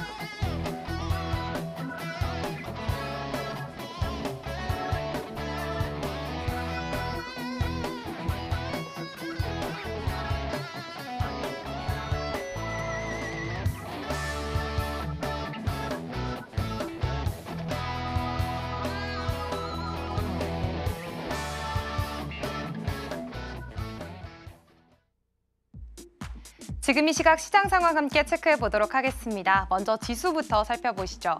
간밤 뉴욕 증시는 3대 지수 모두 상승으로 마감을 했습니다만 오늘 우리 시장은 양시장 모두 하락세로 출발을 했습니다. 하지만 현재 코스피 지수는 양전한 모습 확인해 보실 수가 있고요. 코스닥은 여전히 하락세를 이어가고 있는 모습입니다. 코스피는 현재 0.09% 상승해 주면서 2,568선 지나가고 있고요. 코스닥의 경우에는 0.13% 하락세 가져가면서 725.5포인트 선 지나가고 있습니다. 그렇다면 이어서 수급 상황도 함께 체크해 보도록 하겠습니다. 먼저 코스피 시장입니다. 네, 현재 코스피 시장에서는 개인만 매수 우위를 나타내고 있습니다. 1,393억 원, 1,400원 가까운 물량을 사들이고 있는 모습 포착되고 있고요. 또 외국인과 기관은 오늘 물량을 내놓는 모습도 함께 체크해 보실 수가 있겠습니다. 하지만 기관이 물량을 내놓는 폭이 더 커서요. 현재 기관 1,200억 원 가까이 물량을 빼는 모습 보이고요. 외국인은 소폭 383억 원 팔아치우는 모습 확인해 보실 수가 있겠습니다. 그렇다면 이어서 코스닥 시장도 함께 살펴보시죠. 코스닥도 역시나 코스피와 마찬가지로 현재 개인만 사자세 보여주고 있습니다. 845억 원 사들이고 있고요. 외국인과 기관은 물량을 출회하는 모습, 여기에서는 외국인이 물량을 더 많이 빼고 있는 모습 포착해 보실 수가 있는데요. 외국인 524억 원 팔아치우고 있고요. 기관은 280억 원 가까이 팔아치우는 모습 확인해 보실 수가 있겠습니다. 그렇다면 업종별 등락률도 함께 체크해 보도록 하겠습니다. 먼저 코스피 상승 업종 살펴보시죠. 현재 코스피 상승 업종에서는 증권이 어제에 이어서 오늘도 강한 모습 보여주고 있습니다. 4% 가까운 상승세 보여주면서 좀 시세를 분출해주는 모습 확인해 보실 수가 있겠고요. 또 오늘 보험 쪽도 1.2%로 강하고요. 또 운수장비, 유통업까지 오늘 0.5% 이상의 상승세 보여주고 있습니다. 그렇다면 이어서 하락하는 업종들도 함께 체크해 보도록 하겠습니다. 현재 코스피에서 하락하는 업종으로는 비금속 광물이 0.66%가량 하락하는 모습 보여지고 있습니다. 어제 상한가에 진입을 하기도 했었던 동양과 동양 우선주들이 오늘 장안에서 좀 크게 빠지는 모습을 보이면서 이 비금속 광물 분야에 좀 하락세를 나타내고 있는 모습이고요. 현재 지금 전기전자가 0.7%로 가장 많이 빠지는 모습, 계속해서 뒤바뀌고 있는 모습도 연출되고 있는데 이 전기전자 쪽도 오늘 반도체 투탑이 좀 약세를 보이고 있습니다. 그렇기 때문에 오늘장 안에서는 좀 쉬어가고 있는 흐름도 포착해 보실 수가 있겠고요. 종이 목재 쪽도 0.3%가량 빠지는 모습도 확인해 볼 수가 있겠습니다. 그렇다면 이어서 코스닥 상승하는 업종들도 함께 체크해 보도록 하겠습니다. 네, 코스닥 시장 안에서는 현재 인물 관련주들이 업종들을 이끌고 있는 모습 확인해 보실 수가 있는데요. 먼저 섬유 의류 쪽이 1.9%, 2% 가까이 강세를 실현하고 있습니다. 섬유 의류 쪽에서는 인물 관련주로 형지 INC가 현재 상한가를 터치해주면서 상승세 이끌고 있고요. 다음으로 건설주가 또 자리를 하고 있는데 1.5% 가까운 상승세 보여주고 있습니다. 이쪽에서도 동신건설, 상지건설, 인물 관련주들 오늘 상승폭 보여주고 있다는 점 함께 체크해 보시면 좋겠습니다. 또 뒤를 이어서 출판 매체 복제나 오락 문화도 오늘 강하다는 점까지 함께 체크해 보시면 좋겠고요. 이어서 하락하는 업종들도 살펴보도록 하겠습니다. 네, 현재 기타 제조 쪽 1.3%가량 약합니다. 금융도 0.7% 가까이 빠지고 있고요. 비금속도 소폭이지만 0.5% 가까이 약세 보여주고 있습니다. 그렇다면 이번에는 거래대금 살펴보도록 하겠습니다. 먼저 코스피 거래대금 상위 종목들 흐름 체크해 보시죠. 현재 코스피 거래대금 상위 종목으로는 삼성전자가 위치해 있는 모습 확인해 보실 수가 있겠습니다. 오전에 1분기 확정 실적이 발표되기도 했었는데 전년보다 10%가량 증가하면서 그래도 괜찮은 실적을 내놨습니다. 하지만 현재장에서는 0.2% 가까이 물량 내놓는 모습 포착이 되고 있고요. 또 2등으로는 하나오션이 자리를 하고 있습니다. 오늘 0.89% 올라주는 모습 보여주면서 현재 79,300원 선에서 거래가 되고 있습니다. 사실 어제장에서 이 산업은행의 블록딜 이슈로 인해서 하나오션이 급락하는 모습을 또 보여주기도 했었는데 저가 매수세가 유입되고 있는 탓이기도 하고요. 또 오늘 미 해군성 장관이 HD 현대중공업을 비롯해서 하나오션을 방문한다는 점까지 기대감이 들어오면서 매수세 보여지고 있는 모습 확인해 보실 수가 있겠습니다. 오늘 장 안에서 과연 8만 원을 다시 회복해낼 수 있을지도 함께 체크해 보시면 좋겠습니다.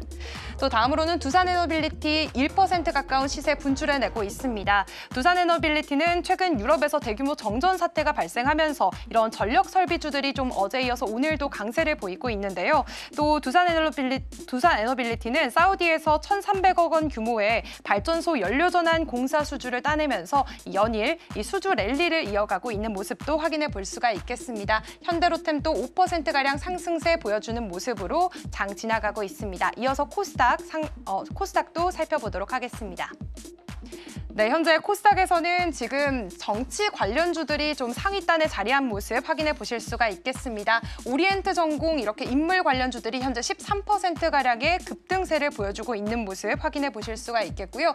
또 2위로는 세크가 자리하고 있습니다. 세크는 이번 주 코스닥에 새롭게 상장된 또 종목이기도 한데요. 오늘 장 안에서 6.3%대 강세 실현해내고 있고요. 온코닉 테라피틱스도 15%가량 강세 보여주고 있습니다. 또 위암 치료제인 네수파립이 강력한 항암 효과를 보이면서 이로 인한 투심이 계속해서 자극되고 있다는 점 볼 수가 있겠고요. 미스터블루 이 웹 콘텐츠 관련해서도 이 정책 관련주들 13% 가까이 급등하는 모습 보여주고 있습니다. 현재 1,616원 선 지나가고 있습니다. 그렇다면 이어서 코스피 시가총액 상위 종목들 흐름도 함께 체크해 보도록 하겠습니다.